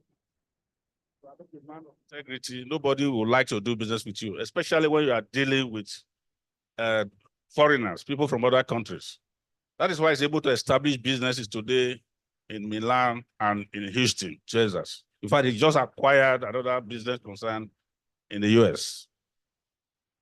And of course, you know what that means. Before somebody from that Aziz would like to do business with you, they would like to do a background check on you. 5 minutes more, that's a lot. And like I said earlier, it's a man of great humility, like compassion. Because of the sufferings, the vicissitude of life that he went through while he was growing up, he set up a very robust foundation. And I have the privilege of chairing that foundation, where he's giving back by educating many Nigerians, irrespective of where you are from, not only within the country, but beyond the shores of this country. Because he believes that education is key. I remember very regularly how he suffered because his parents couldn't pay his fees. And another thing that is going for him is that he has the ability to search out experienced mentors. He's not a Mr. Know-all and technical skills in the industry, the various businesses that he is engaged in. He look out for the very best. He pays them very well because I'm also engaged in the employment of some of these staff. Pay them very, very well that they will have no choice but to put in their best. I think that is important if you must succeed. And it's already visioning where he wants the league to be in the next 30 years. That is planning ahead. In the next 5 years, 10 years, some of the things he's looking at, he wants to have a more sustainable growth and get a larger market share across his businesses, not only in the country, but beyond the shores of this country. And second, he's also thinking, because it has been a one-man business, because it has been a family business, himself and essentially members of his family, as at today. So he's looking at the possibility of developing a robust and sustainable succession plan for the Lee Group, because he believes that it cannot remain there forever. The business must go on when he's tired and he would like to take the back seat. The third and most important thing he also is visioning is that he wants to take the Lee Group to the public by listing so that the company will survive him. And he keeps telling us that, well, you know that most of these businesses that you see today that you call multinationals here in Nigeria, they started as one-man business over there. It's a one-man business, but it's also a multinational because it has branches across the borders. So those are the things that are going well for Dr. Lee, and that is what makes it tick that we have the Lee Group today. I thought I should just share those few points with you because I have only 5 minutes. The point that was made by the first Lee speaker was the issue of self-employment, particularly for the young ones. Start looking inward. Don't believe that because you have a certificate, you must get employed. You should be prepared to be an employer of labors. I have a tenant in my house who studied at MIT in the US. A young couple for that matter. They've been in my house for about 15 years. And I believe they have got their own houses. They were working in share. They resigned. They said, we don't want this paid job. We want to be our employer, self-employed. The lady, you find her in Balogun Market every day. The product of MIT, the two of them actually went to MIT, and the husband is also making waves because they are self-employed and they are employers of several persons. Thank you. I'd like to wish Prof happy birthday. I call him the lowly voice in the political wilderness of Nigeria. Thank you very much, sir. Thank you, sir. Mr. Chairman, please quickly permit me to recognize Mr. Dele Ajofo and Oloyi Adegboyega, who are members and leaders of the National Consultative Fund. Thank you. Ladies and gentlemen, let me call onto the stage Dr. Cosmos Maduka. Dr. Cosmos Maduka is the founder and president and CEO of Kocharis Group. He started Kocharis Motors as one-man business, Over the years, he transformed the organization into an indigenous conglomerate with diversified interests in manufacturing of ICT, pharmaceutical, auto care, and auto components, automobile sales and services, agri and agro-allied business sector of the Nigerian economy. So today, if you are looking for a Porsche car and you need a BMW, you need an MAN, you need a Rolls-Royce, you need a Jaguar, Land Rover, premium brand, and other other cars, please don't go further anywhere. Just reach out to Dr. Cosmos Maduka. You are welcome, sir. Quickly, we now go to the next program, next person on the list of our discussants. We will have Dr. Alfred Okegun, the founder and group manager, director of Acro Group PLC. Please, you are welcome, sir.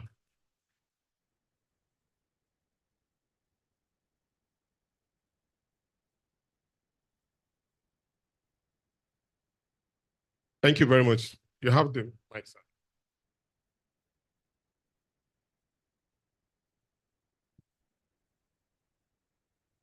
Good afternoon, everyone. Let me stand on the existing protocol and to congratulate Patu Tomi on his birthday, wishing you the best.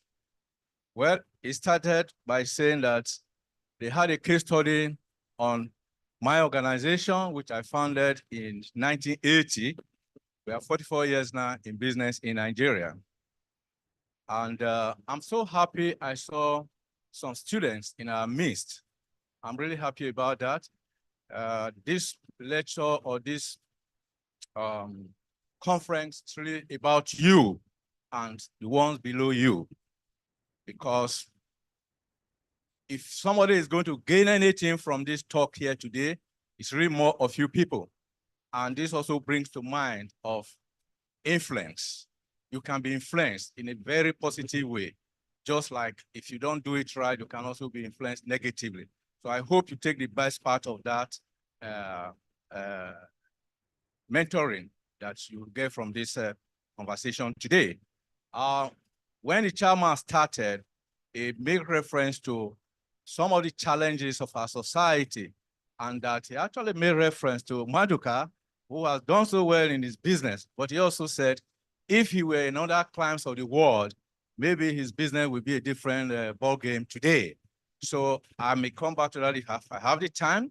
And then, of course, Patu Tomi, of course, talked about his dream for entrepreneurship in Nigeria, because he believes entrepreneurs, if you get it right, you can really make a country great. And he has been on this struggle path, but hopefully we'll get there one day. And then, and also, he also mentioned there could be ways to make this happen. Of course, this kind of discussion we're having today, bring intellectuals together, learn from them, share from their knowledge. And of course, government should be made to do more. Government could be made to do more. For example, I started my business, as I said, 44 years ago.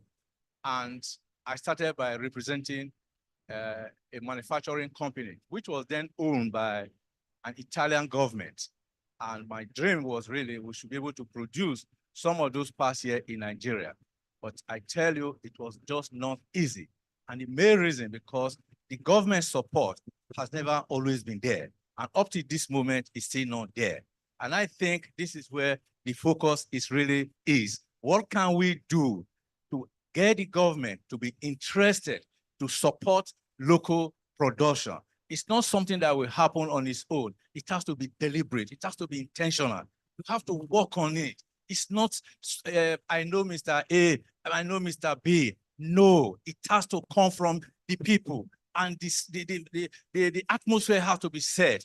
This is unfortunately what we are not doing yet in the country. And that is why we have lone great people. And we can't sustain this. You have rich, you have everything. When you drive out of your street, what you meet facing you is poverty. And you think you are successful? I don't think so. We are not successful. So that is why sometimes I don't like to talk about whether I am rich or not. No, I am not really rich because I'm in the midst of very poor people. And this is not good for enough for our nation. But let me tell you also that, yes, I think one of the speakers said, look, yeah, I think Dr. Herienta, when you're going into business, talk of how you can make impact, not necessarily the money. And I think that is the story of ACO Group today. When I had the opportunity to be sent abroad by the federal government, and I felt the federal government has done something for me. And when I came back, the oil and gas industry was about foreigners.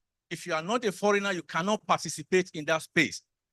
And my dream, therefore, my vision from starting the business was, look, let me prove that Nigerians can do it in the oil and gas space, in the technological space.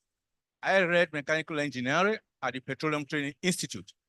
And from all of that background, I said, look, let me just prove that Nigerians can do it. And truly, that has been our vision. And that, for that reason, we have been able to survive the last 44 years. But I tell you something of interest.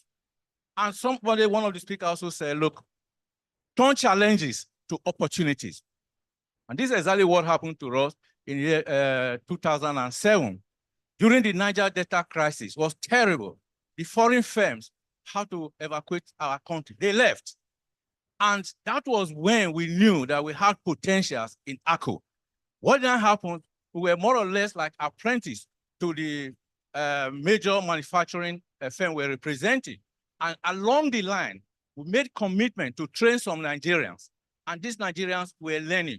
But I didn't realize that they learned so much that during the crisis, the expatriates left.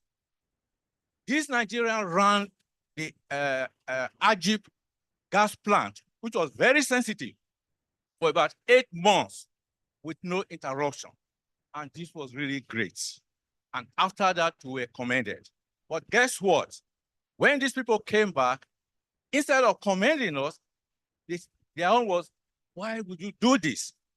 Why would you do this? What does it mean? Could this plant have been made to run down?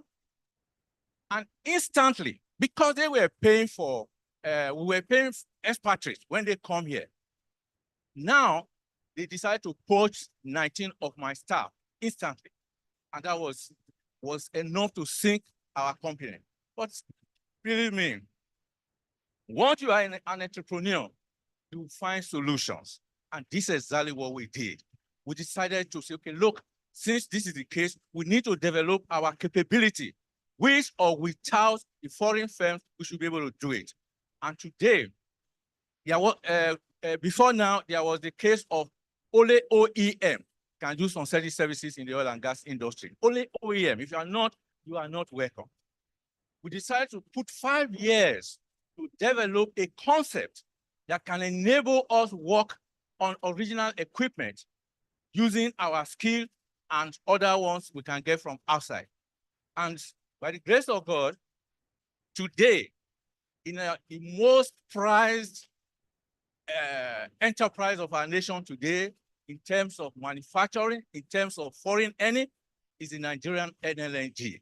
And it's good enough, the person who made that energy to come to life, to power, is seated here with us, Don Etchebet, because he played a major role in that area. And today, by the grace of God, we are the Nigerian who is providing the main technical service to NLNG as far as the operation is concerned today. We are responsible for their turnaround maintenance. And this we have been doing the last 3 years, and it's been excellent reports. So, and I think this is what we can learn if it's coming from your heart. But if you are being directed, it cannot be the same. So this is why I want to encourage the youth. Please learn something from this conversation today. You can do it, and you're doing better. And then also learning from what our speaker said, this skill, you need to scale it up. And this is exactly what we have not been doing in Nigeria. And for this reason, this is the phase we are in today in ACO. We are now trying to scale all of this up, that we can be called in Indonesia, in any other part of the world, because we have done it very well for an international organization. So if you can do it successfully, you cannot be called elsewhere. So this is the message I want us to take from here. And for me, I have learned a lot listening to Prof and the two profs here. And of course, my cool panelists, please. So ladies and gentlemen, thank you for this opportunity. Thanks a lot. Sir, thank you very much, sir. Using Don Etiebet Jr. as a point of contact to prospective entrepreneur, you've heard the testimony about your father. Please also, everybody can learn from what he has done. Congratulations. Thank you very much, sir. Thank you. Ladies and gentlemen, quickly, we are going into the question and answer before we call on Dr. Maduka and Tunde Kenyide. A little bit of a bridge. We will now have a question from His Excellency. It's part of the program, sir. It's part of the program, sir. No. It's part of the program. He graciously applied. It was actually approved by the chairman, sir. Am I correct, sir? Yes, thank you very much, sir. So, Mr. Chairman, your presence of Peter Gregory Obi.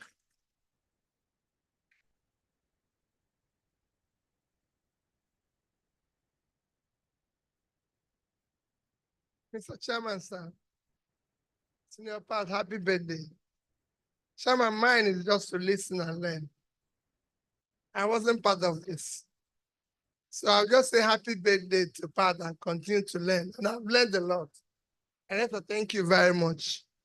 My only little contribution, which will be less than 2 minutes, is that I agree with Senior Alfred. There must be a deliberate government, fiscal and monetary policy to drive what we're talking about today. And I will start by dismantling corruption. Corruption kills 3 things that makes a society. It kills entrepreneurship. Nobody thinks in a corrupt country. There's no entrepreneur in a corrupt country. Any country where people in government are richer than businessmen, manufacturers, it will not survive. Government people all over the world have lived and established a small business in the UK. Every year, I get a letter from the Queen and the Prime Minister because my business is turning over £5 million. In my place, in all my business in Nigeria, I've never gotten a letter from a local government chairman. It doesn't care. When I was a governor, and I'm happy because Karis is here. As a governor, I insist if you must build a factory, I must come and visit you. You should not come to see the governor. And anybody who builds a factory, I must give you money to build your road. Innocent built factory, I laid foundation for that factory. I gave him money to build the road. And I said, what you're going to manufacture will be your first customer. And I told him, I ordered 1,000 vehicles from him. Paid him up front for more than 1 year. Even when I told people that they are going to build schools for buses for schools, cars for traditional rulers, cars for this, security, but they told me, how can I order something? They don't see the brake is going to fail, this is going to happen, people are going to die. I said, well, those who remain after those who died will continue. But this is the man. That's why that place is standing. Shikasin built a factory. I gave him money to do. I can tell you ironically, 3 boutiques, same thing. Whenever I want to do their road, our people will estimate 5 times the price they will give me. Because I go to them and say, how much will it cost you for this? Like Kutis, while our people estimated 200 and something million for his road, he gave us only about 40-something million. And people say, oh, he's not an engineer. I said, the man who needs the road gave us 40. We don't need the road. You are taking his 200 and something thousand. Why don't we give him 40,000? If he wants for that road is still standing. The one we are doing for 200 and something have all failed. So government, we must dismantle criminality. It kills professionalism.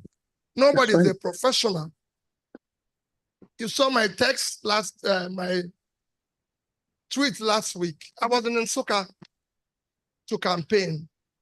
Somebody who made a first class, who left university a year after me, who made a first class, became a professor, was happy to be a professor. His salary in 2010 is the equivalent of $2,700. His same salary today cannot buy $250. He bought a car after lecturing for 1 year, but he cannot even buy a tire today. And he was asking me if he can become a say to a member of House of Rep that I came to campaign for. And I said, how? He said, he's paid 400,000.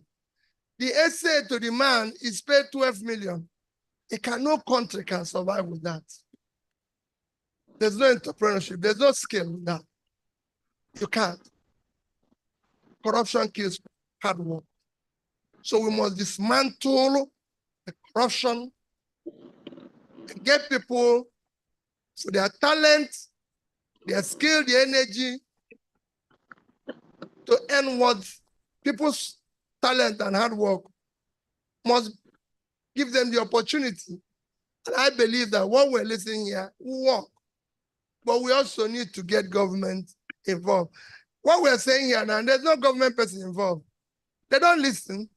They don't go for lecture. I've been in that space, so I can tell you, nobody in government goes to where there's lecture.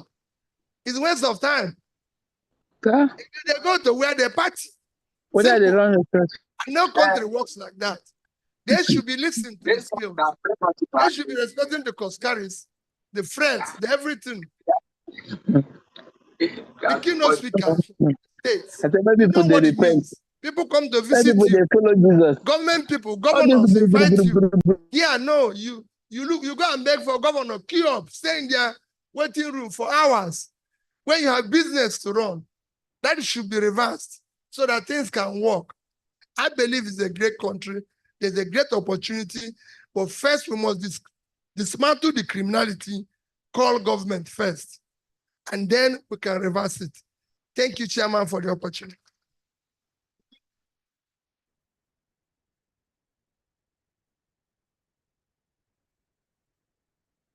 Thank you, Your Excellency. Have we learned one or two things from him?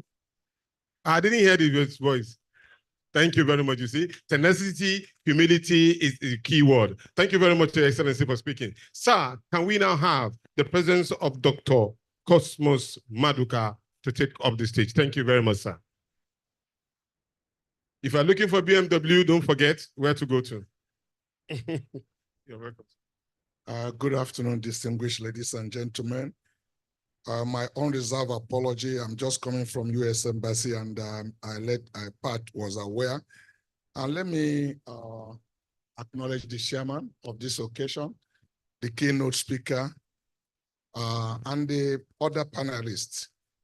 I also want to use this opportunity to congratulate our precious friend, my brother Pat, for this landmark of his age. I remember meeting Pat when he was the MD of Volkswagen, and we're all in our 30s because he's also my contemporary, but a little bit older than me.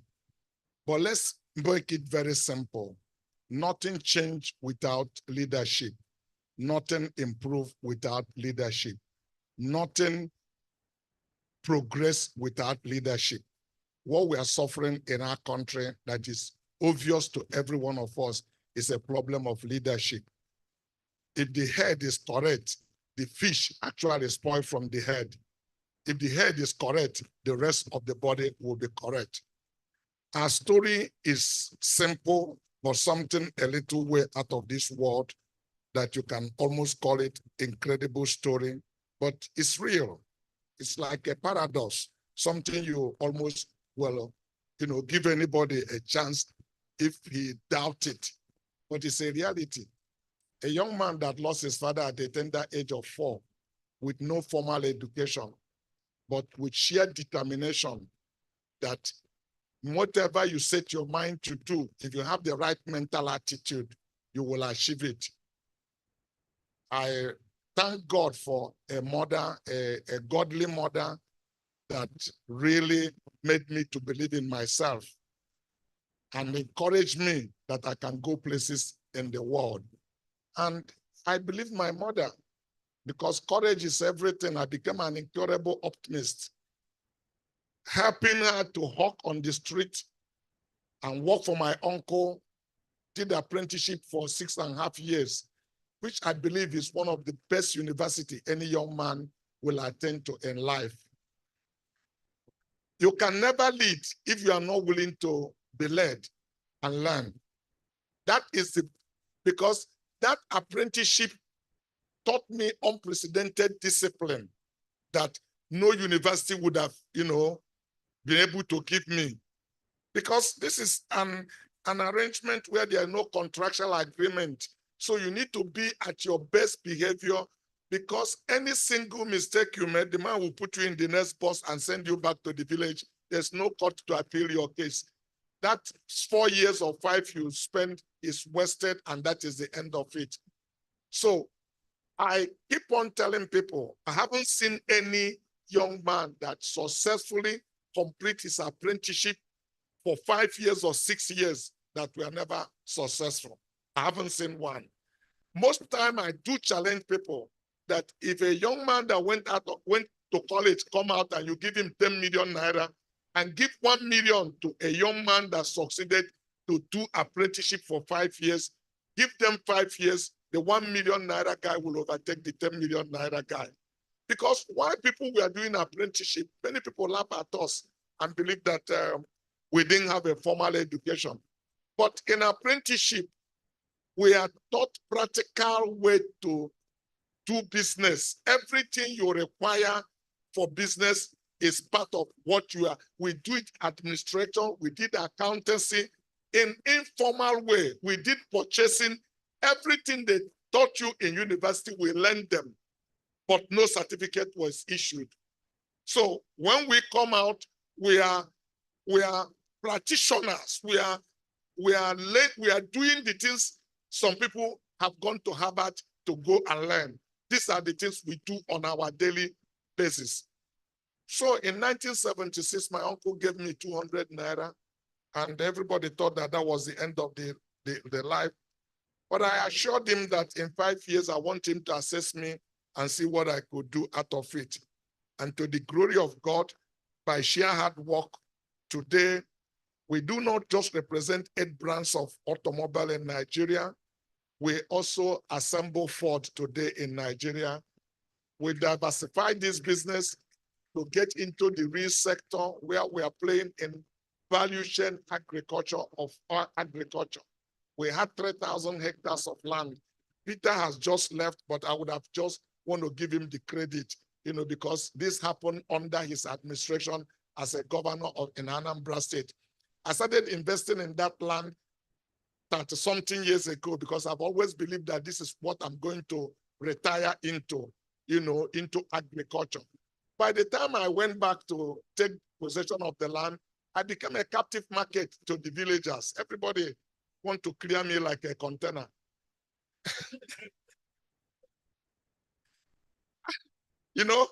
I'm putting a price every day. Peter said, the only way you can succeed, just give government 5%, whatever it is, so that we can say we are partner, become government something. I said, if not 5%, please take 10%. Let's go ahead so that I can take possession of my land. I actually have certificate of occupancy issued by Emeka Omeruwa for those years. The good thing that is here today is that we plant rice in 3,000 hectares of land, harvest rice, mill it and send it to our mill it and package it and sell it to the market. By starting a business with 200 naira, today we do not just run business in Ghana, in Ivory Coast, in Gabon, in Sierra Leone, but also a company, functionable company in Japan, manufacturer representative, no more buying through middlemen, but become direct dealer to the OEMs. And this is all to the glory of God, and goes again to share, to show that with determination and leadership in place, there's no mountain that is insurmountable, and there's no hill that is too high to climb. God bless you. I wait to take other questions later. Bye. Thank you very much, sir. Another round of applause for him, please. May I quickly call on Tunde Kehinde, who is an entrepreneur on Leiden, and then he's here to speak to us, especially to you. You can see he's a young person, so you can see a success practically. So you can aspire to be one in that regard too. You're welcome, sir. Please, a round of applause for him as he approaches the podium.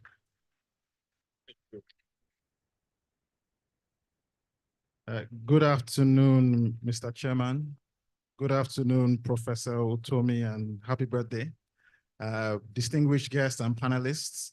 And I also have to give a special mention to the King's College boys I see in the crowd because I'm a KCOB. So it's great to see young minds here also learning, and we look to see you on this table in the next 20 years as well, or sooner.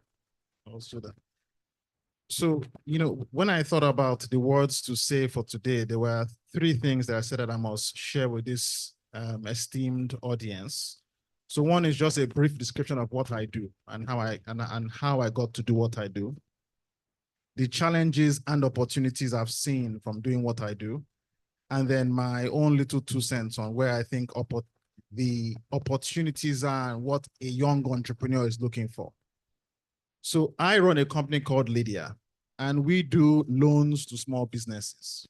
And the whole idea is you apply today, money your account tomorrow using technology.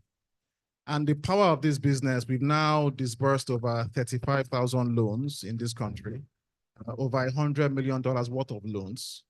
And the fact that always surprises everybody is the write-off rates. So the write-off rates are 1%. Which is typically shocking for most people when you hear that. So we're lending to retailers, entrepreneurs across different value chains. And the idea came from my time at Jumia. So I co-founded and used to run Jumia in this country. And one of the biggest pain points that we saw was there were lots of small businesses who had a product or an idea that was selling, but they would always hit a ceiling when it came time to scale their business. So I'm selling something, is working for me. I want to do 10% more, 20% more. Where do I go? And I go to a bank, and most banks will say, look, go and bring collateral. But in today's age, how many people have land or cash or machinery to put against a loan? Very little. And we said to ourselves, there's so much data now around these small businesses. It must be possible to analyze this data, digitize it, and use it as a way to assess small businesses. And that's what started our journey. And I'm not the only one in this space of digital lending. There must be over $2 billion a year worth of digital credit disbursed today in Nigeria through fintechs, increasingly banks. So, and if for a lot of these institutions, the write-off rates are not too far from our write-off rates, which shows that with opportunity, Nigerians can build great businesses, as you can see from this distinguished set of panelists. The one challenge that we saw all the days from Jumia is the development of value chains. So with Jumia, it was retailing goods using an online platform to customers.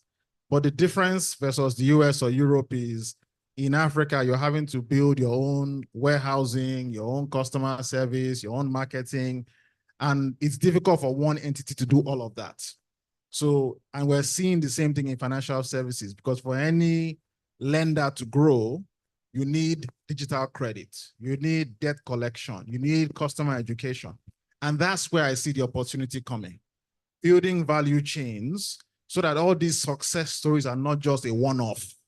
It can be for any person who has an idea, the right spirit and integrity, and wants to plug in, they can also grow their business. And when I think about as a young entrepreneur, if I could give my 2 cents to the powers that be, what would I say? I think of a country as a business.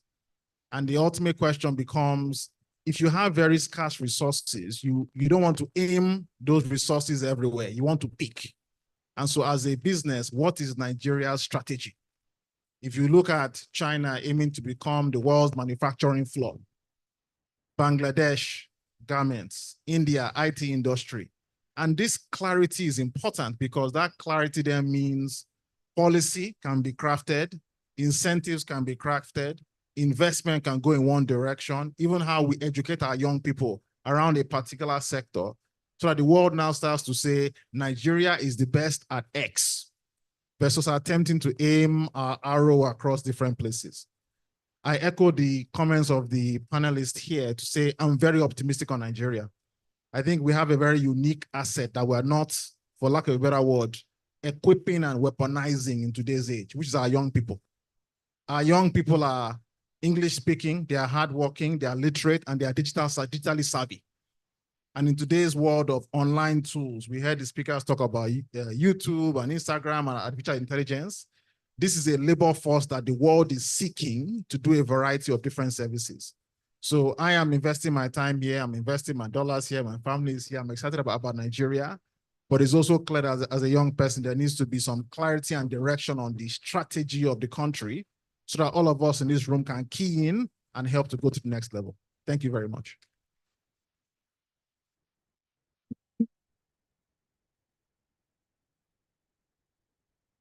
Another round of applause for this gentleman who has exemplified passion and action. We are already on agenda number 14. That means we are almost done. We'll now have the Q&A, but before then, we're going to have prospects on action by Patient Key, who will speak to us for just 5 minutes. And when she's done, we'll just entertain question and answer for 4 persons. And these 4 persons will have a gender balance, 2 female and 2 male. And if you have any question that you want to ask any of our key speakers and then the discussant, please send it to us. We will attend to it immediately. Thank you very much. Don't forget, we are time managers, entrepreneurs. Thank you. Good afternoon, everyone. Please permit me to stand on the existing protocol. And happy birthday, Professor Tommy. Thank you for the opportunity to be celebrating with you.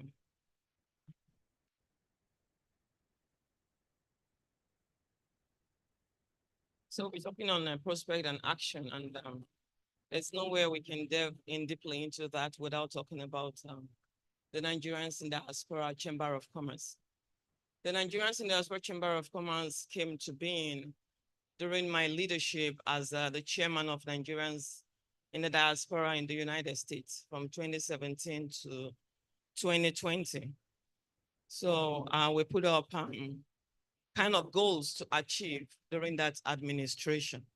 And one of them was a financial institution. I told the team that it could be anything. It could be a bank, it could be a microfinance, it could be a chamber of commerce, you know, and the Chamber of Commerce, you know, took its space and we started. But I saw that there were not much interest, but I still decided, you know, we need to push this. I think this is good for the economy. I think this is good for the people. I think, you know, working together, we've all been talking about collaboration. I don't think there was any speaker today who did not say anything about collaboration, because it's key to the development that we actually want to see as a people and as a nation. And we continue this, and that's you know, how we came about the Chamber of Commerce. It is not just a Nigerian thing. Yes, it is Nigerians in the Diaspora Chamber of Commerce, but it's not just a Nigerian only organization. It's a global organization. People ask me, oh, why is it Nigeria and all that? I said, because it's Nigeria. We have US Chamber of Commerce. Do you ask them why it is US Chamber of Commerce? They are all over the world. What are they doing? You know, building interest, building benefits for the United States. When are we going to begin to do that for our own nation? This organization was founded because I see that Nigerians all over the world, we are there doing great things for other nations. There is nothing bad about that, but it's just that there's something bad when we don't think of repatriating those knowledge, repatriating those expertise, you know, thinking of giving back to the nation that actually started us. I tell people, I left this country when I was in my 30s. So that means Nigeria already gave me what I needed in life to be who I'm created to be. You know, America did not make me, Nigeria made me. And anywhere you're living in life, you just continue to improve yourself. So we already made. And I also hear that we always say developing nations, and Nigeria happens to be one of those developing nations. But you see that the developing nations are the one developing and sustaining the development of the developed nations. And I don't know, how that sounds. I am from the developing nation, but my talents, my resources, human and natural, is used to develop the developed nation and continue to sustain them. So I saw that, there should be, a niche. We need to bridge the gap between the developing and the developed nation so that things, we work the way it's supposed to be. And it all boils down to building human capital. Today we hear there's insecurity, there's poverty, there's this and all that. Insecurity has a root cause. And until we look into those root causes and try to profess solutions to those root causes, we'll continue to go in the circles and continue to talk about our problems, and we'll never have a solution when we don't work at it. So one of the things, that there are 4 pillars that the Chamber of Commerce is looking to achieve. And when we achieve it, we believe it's those things that prospers people and prospers the nation. When people begin to prosper, then the nation begins to prosper, because it takes people. For this room today, we have a thought leader who has brought us together. And without the team working with this thought leader, this kind of organization will not be put in place. So even in leadership, for those entrepreneurs that have spoken today, the way we treat people, the kind of skills, the kind of benefit, the kind of values we add in the life of those that are working for us. An organization called me a couple of years ago to come and do something for them here in Nigeria. And I came very excited because they said it was about the citizen. And when I came, I saw that it wasn't really about the citizen. Yet the title was big. The influence would have been good, but I turned it down because I cannot put my face in something that does not represent human being rightly and all that. So human capital development is very key to us. And second is the private sectors. The private sector is the engine of development in every economy. We've heard our big brothers talk about, or my big brothers, not big brothers to some of you, my big brothers and uncles, talk about how the great things are doing and all that. So it's all about private sectors. And one of the things we want to do is, advance the private sectors. Then sustainable collaboration, working together as a team. So many big buildings, big organizations you see in UK, in United States, and all those developed nations that you and I are developing, but we still remain developing, right? They are all built by 2 people, 3 people, 10 people coming together, to form that collaboration. And I say sustainable collaboration because we want to start it and we want to see sustainability in whatever we are doing. And the last but not the least is diversity and inclusion. The organization is not just for the bourgeois, it's not just for the big. I want to be able to touch the lives of those selling akara, brand them, teach them what to do, how, brand strategies and every other thing that is needed to be able to grow. The barber and the rest of it, And, so many have talked about customer service, very, very important. So it's not just owning a business. How do you continue to grow? How can you grow to become Apple? How can you become, Samsung? How can you become, even our brothers here, Coscaris and the rest of it? There are things that they have done over the years. Talks about character. It talks about, those soft skills, empathy and all that is lacking in so many of us in Nigeria. As the former chairman of Nigerians in Diaspora, I work with a lot of youths in Nigeria, both in person and also virtually, women groups and all that, So there's a lot of character that needs to be built. In short, something that just happened recently. This organization will be launched in Nigeria in March this year, and we decided to, look into so many event places. I will not mention them. And we wanted to do it last year, but a lot of things, logistics and all that, I said, okay, let's move it. And because we did not do it with this organization last year, now we are back, we are ready, and they won't pick up the phone. Of course, he doesn't know the business, so he does not understand the character behind what he's doing, and all that. I am going to reach out to the boss of the boss. I don't want them fired, but I want to train them by myself. So why are we here? talking, we've brought a lot of people doing business, doing great things to our platform. We've been meeting virtually. And my big brother and mentor, Professor Utomi, has been, was one of them who has spoken on our platform. And he said, yes, we need to do this. And, he's talking about apprenticeship. How can we begin to, bring people together to train them, And one of the information, the example he gave is, you see the way the Igbos do it and all that. I said, yes. And, lived in Lagos, lived in Benin. I know there are other people who do that. So that's what we want to do, apprenticeship, bringing people together, nurturing them, giving them the skill sets that is needed, putting together the financial, the financial well-being, how to promote them, how to, to move forward. And I see that, it's good that I'm even talking because I didn't have a lot to talk because, everything that we need to kick this off, all the people that needed to do that, has already done. So the call of action is, we're inviting everyone, business leaders, stakeholders to join us in this transformative journey as, we put together young entrepreneurs to be able to help us, our nation, help businesses, and help the nation to be transformed. Thank you very much. Thank you. Please, another round of applause to her, please. Please, if there's a link in which where they can join, please provide it so that everybody can join you and then learn one or two things. Mr. Chairman, sir, permit me to recognize Professor Osita Ubu, who is a professor of economy. He is from UNN, and the former chief economic advisor to President Olusegun Obasanjo. You are welcome, sir. As we're rounding up, please, we are going for the Q&A to make it more participatory. But as the chairman has said, we have 2 persons from here, 2 persons from here, 1 female, 1 male, and another female, and another male. So we'll have you, sir. You are the first person that raised up your hand. Please, if somebody can just help out. Thank you.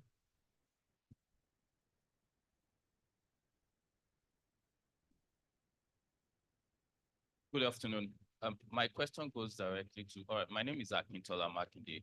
My question is to Mr. Mustafa. I'm particularly interested in asking him the question because he made mention of Rainbow Town. Coincidentally, that is a community I grew up in. And so there is this peculiarity about the Nigerian business space that is talking about pressure, community pressure, and pressure from non-state actors. I mean, they take different form in different states and areas of the country. In the West, you refer to them as area boys, you refer to them as Omonile. Yeah, you have the chiefs, you have the unconventional across the country. So how are you able to deal with pressures from this section of, I mean, there are a section of our country, are you able to deal with pressures from these people in stabilizing your business? Thank you very much. Please, you will just take the question. So when we finish asking the question, you can all answer it once and for all. Please, one more person from the side. No more? Okay, your answer.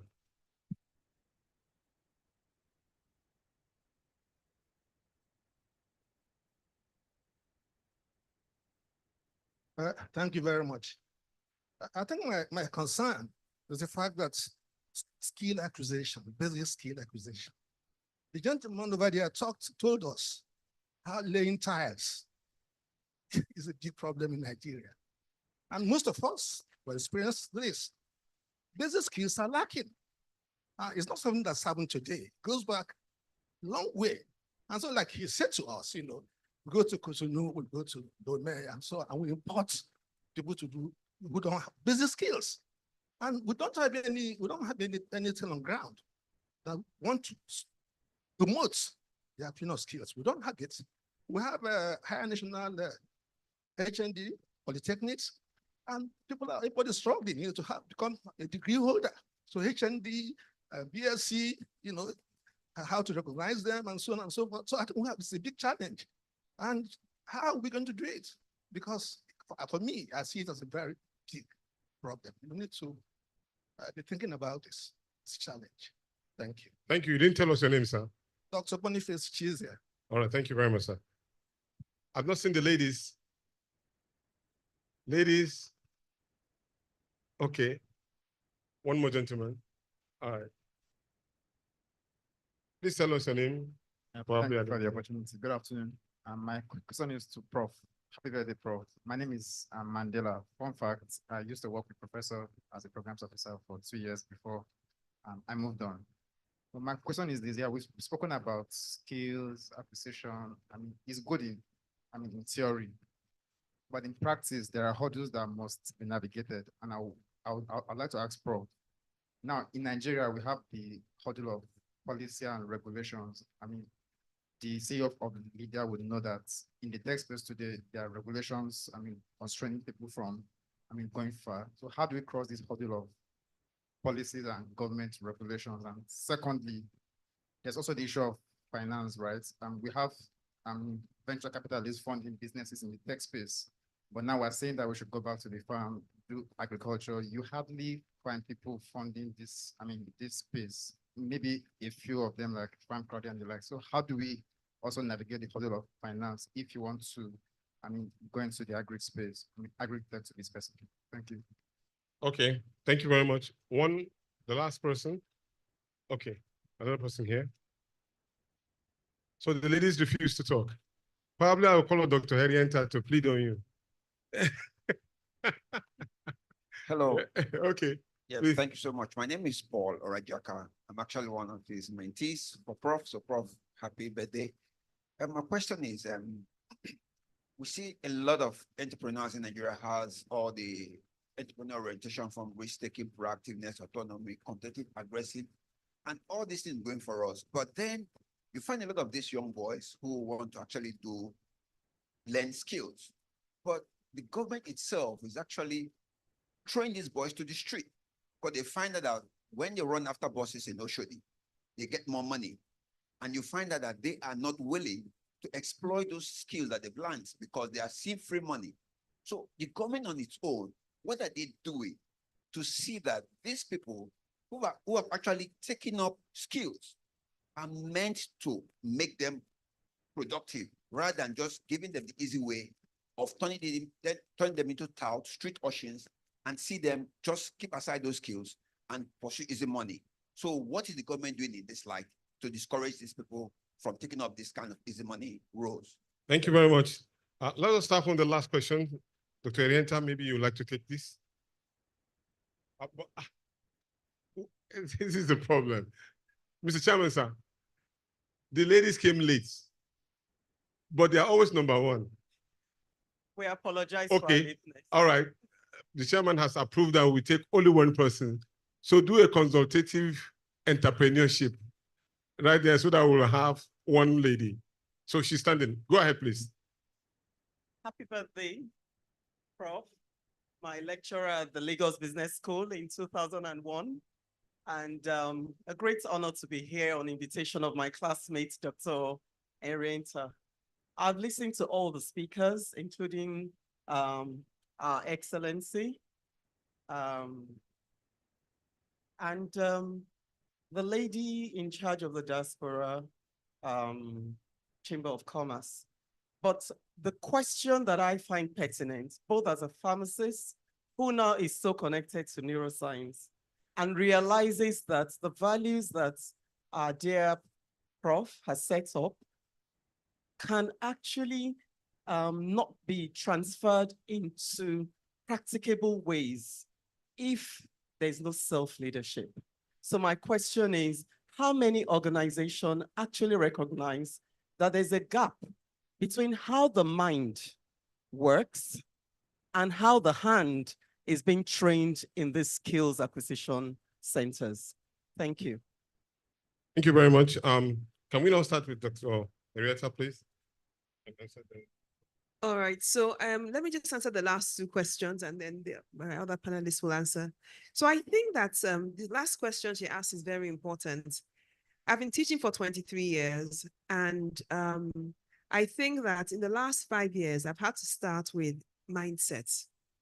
You know, the soft skills make or break everything else. If someone's mind isn't transformed and you give the person management skills, all kinds of things, they will use it negatively. It's so important to work on self-leadership and how people's minds work. So I spend a lot of time doing a mind reset on being purpose-driven and then helping them see that being purpose-driven actually, in fact, there's research that shows that purpose-driven companies make 3 times as much money as profit-driven companies. So it's very important. Many Nigerians have been educated in a warped way. The majority of the role models are not very good. So it's not surprising that people have to be reoriented. Now, regarding skills development, to be fair to the government, at least Lagos State, there's a lot going on. One can now say, is it being well done or are they following up enough? Because if you train a poor man only knows poor people. It's difficult for him to actually have access to markets. So those people who are trained have to be linked. So if, for example, I train people in construction skills training, you a good carpenter, you a good plumber, you a good tiler, those people will not come out of poverty because if they come to my house or to your house, you will tell them, no, thank you. Why? Security concerns, okay? But if I start a company and I say to all of you here, if you have any issues, we can fix it for you. You will very happily give me your card and I can then send them to your homes to solve the problem and then pay them a good salary. So it's important to understand that besides skills training, we need entrepreneurial orientation, even values orientation. Okay, what's saying about self-leadership?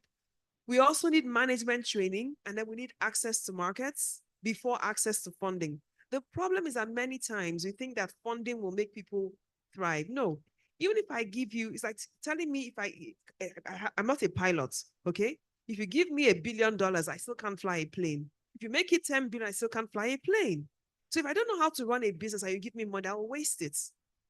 So training before funding, that's fundamental, okay? So skills, not enough. Mindset reorientation, management training, and then access to markets before access to funding, if you ask me. Thank you. Thank you. Thank you, Doctor. Thank you. Next is Malam Mustafa. Please, Nje, can respond to the issue that he raised. Yeah. Okay, thank you. Just to respond to the question from the gentleman about community issues. One of the key values of an entrepreneur, I'll name 2, adaptability, innovation.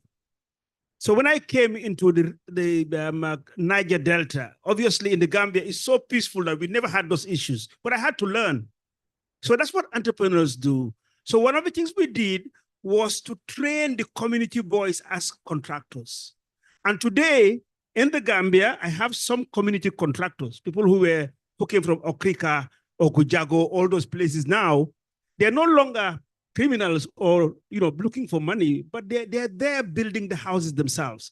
So one of the sustainable development goals is about engaging the community. The community as stakeholders, and you must engage them.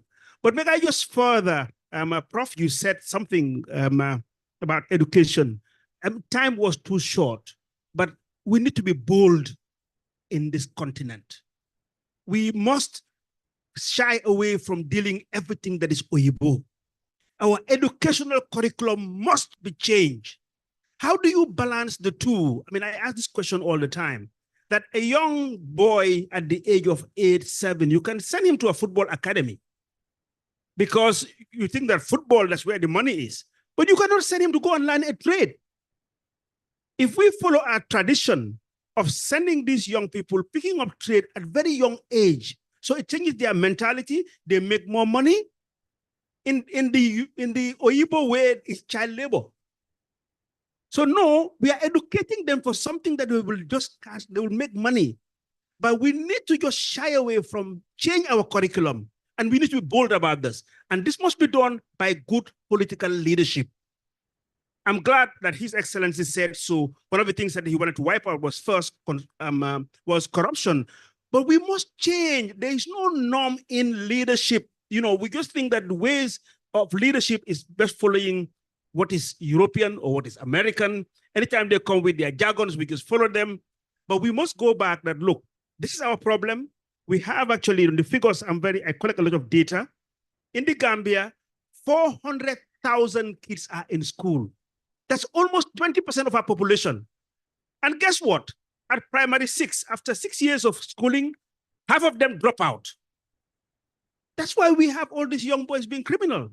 We need to capture those people that are about to drop out and make sure they have a skill, and that will solve our problems. Thank you very much. Thank you. Thank you. Dr. Adele Nwankwo is taking on the issue of tiles that was raised by another gentleman here.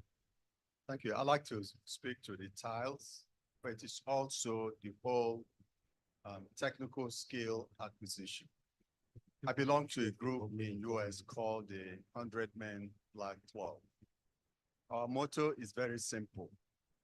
What they see, they become. So when we deal with next generation, I think in terms of the skill acquisition, we need to elevate that and really show what it is. It's not only so electrician or a tiler. A tiler can become a supplier of tiles. An electrician can become owning electrical company in different places. So I think we need to explain that. But people have touched about the fundamental flaw in our education. It says that everybody must have a degree. And no matter what the degree is to elevate every profession. The other part of it, the practical experience, when we started trying to get young people to come in, especially the men, they said, you will not get them. Why don't you have people doing tiles? Okay, they will never come. But as you broke it in, they said they will prefer to drive keke, which is true. But when they drive keke, at the end of the day, they get $500, 500 naira, or 1,000 naira. That solves the daily, that need.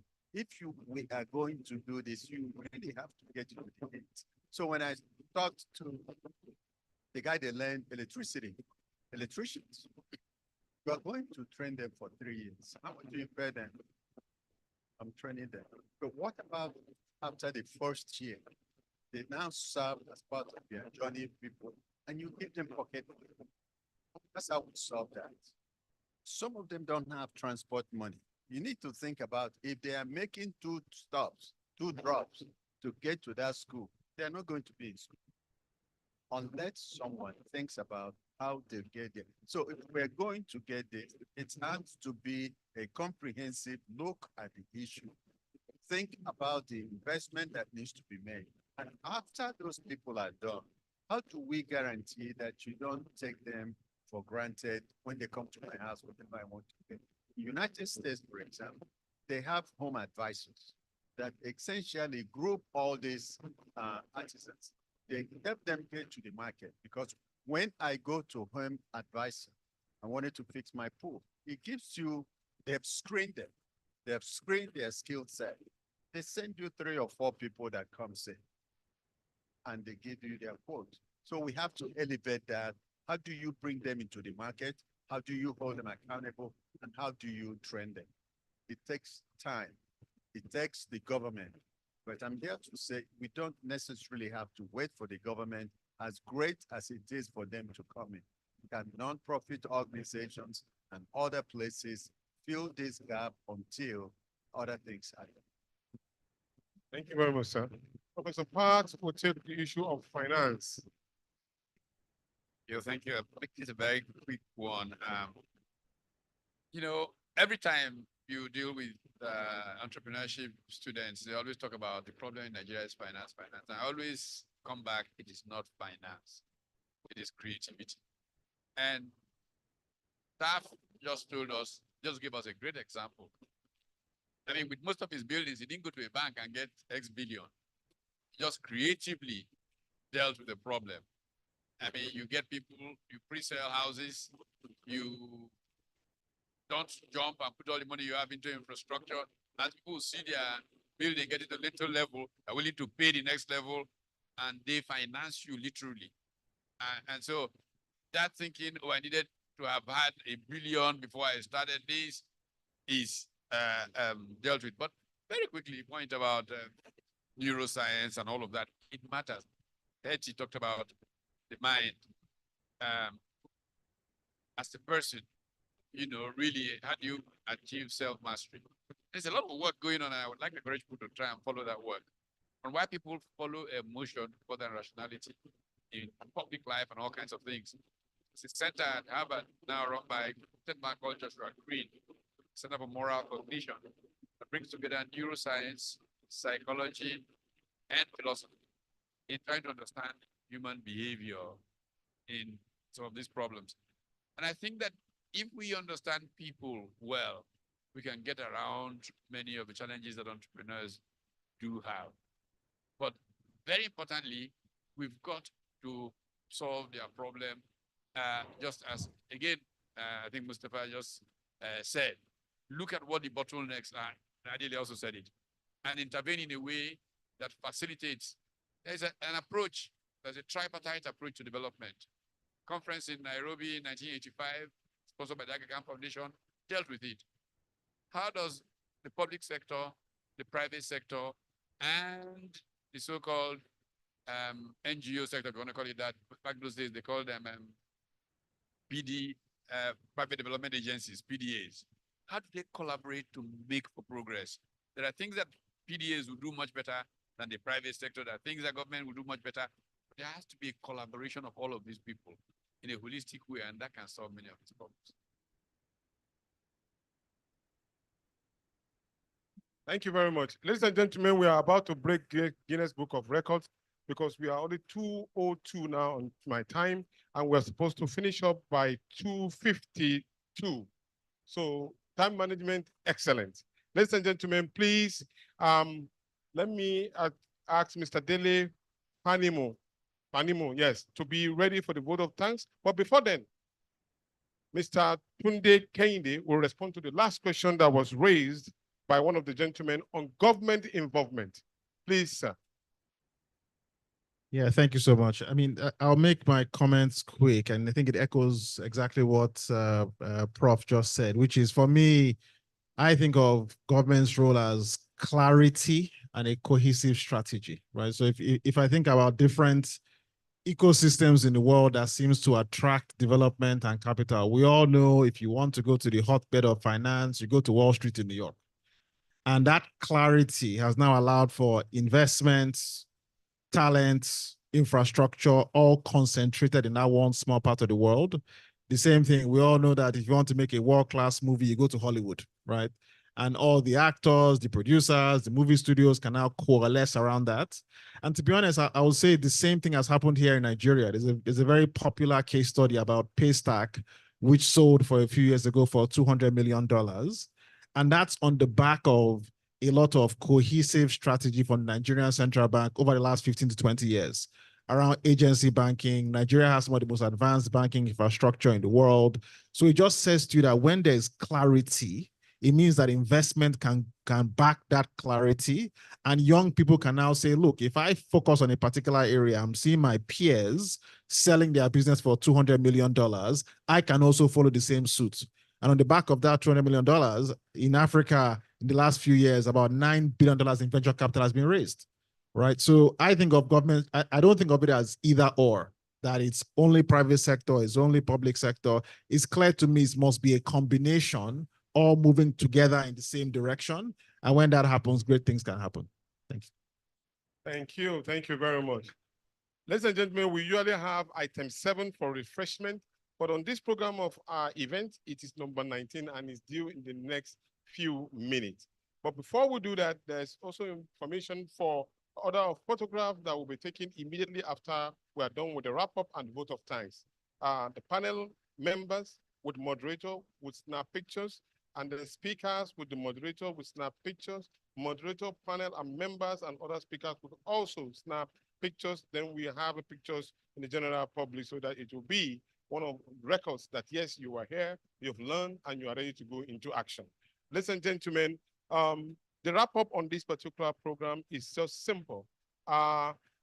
We had a program of event for 19 items, and each of these 19 items have been consolidated into almost one very important information: collaboration, learning, moving together, and take an action and to become a very major and very important entrepreneur in Nigeria.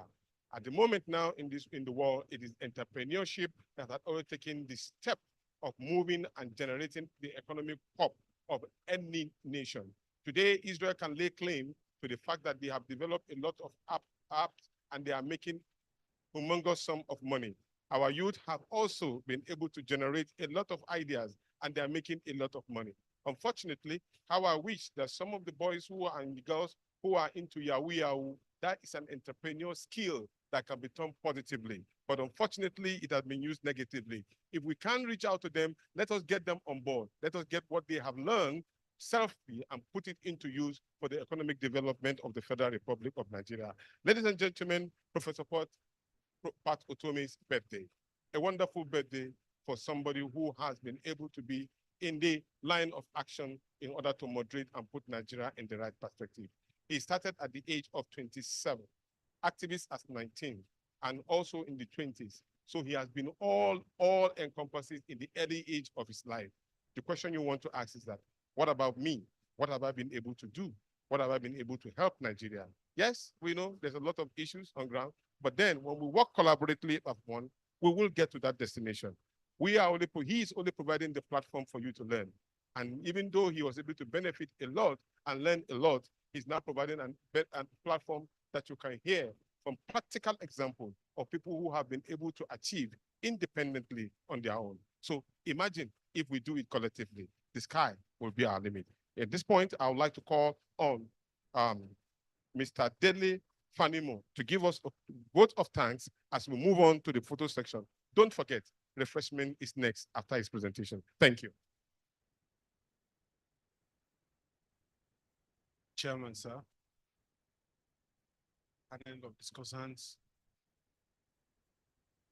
the moderator and the promoter of CVL, Professor Pat Utomi,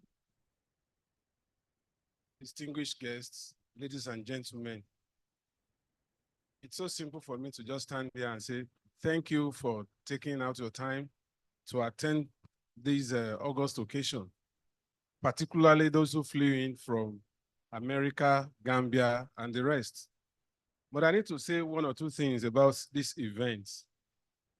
This event was put together around January 9th, just about a month ago, by Prof. And when he told me that we're going to have a twin conference, I was wondering, one is handful, two, and back to back. But he said, don't worry, we will do it. And today we are here as witnesses to what grit, determination, and resilience can do. Please, a round of applause for Professor Pat Utomi. We have learned a lot in this short period of time, and I'm sure everybody will take one or two things home. And a lot of minds would have been changed to reset towards entrepreneurship. If no other person, I think I am almost a disciple now. And I'm going to go back and view these sessions at my own time for me to learn more about some of these things.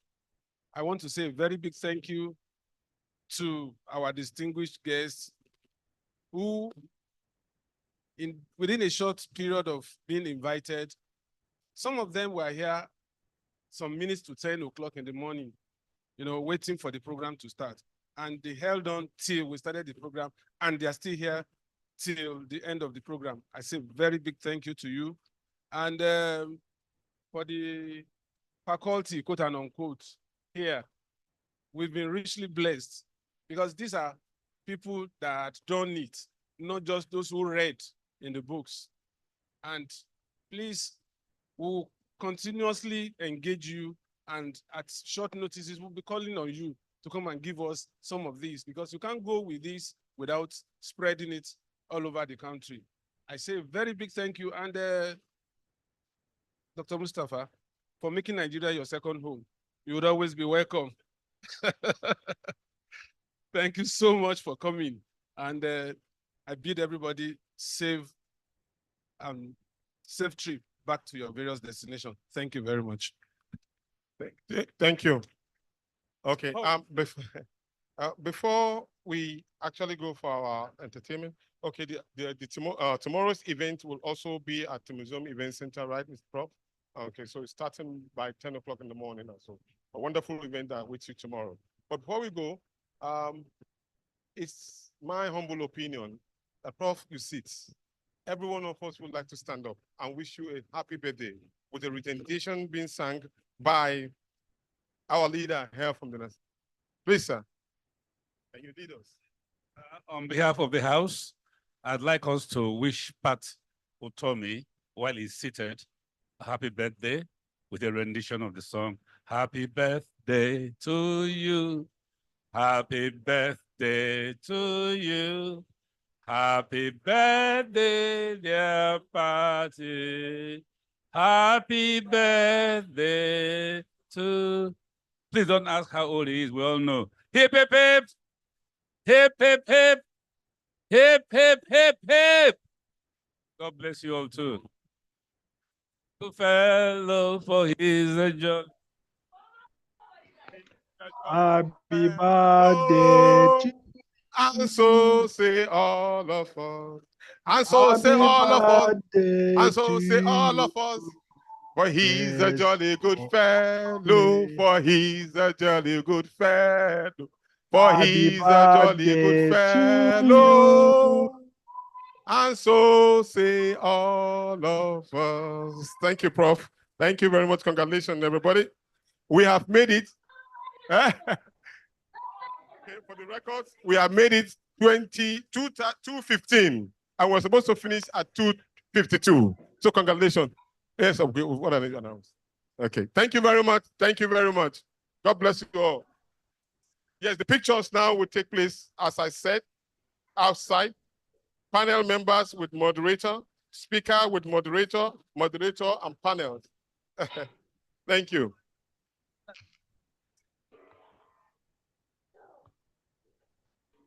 Okay, sir. Okay. All right, sir. All right, sir. It's all right, sir. Inshallah, that is. Inshallah. Okay.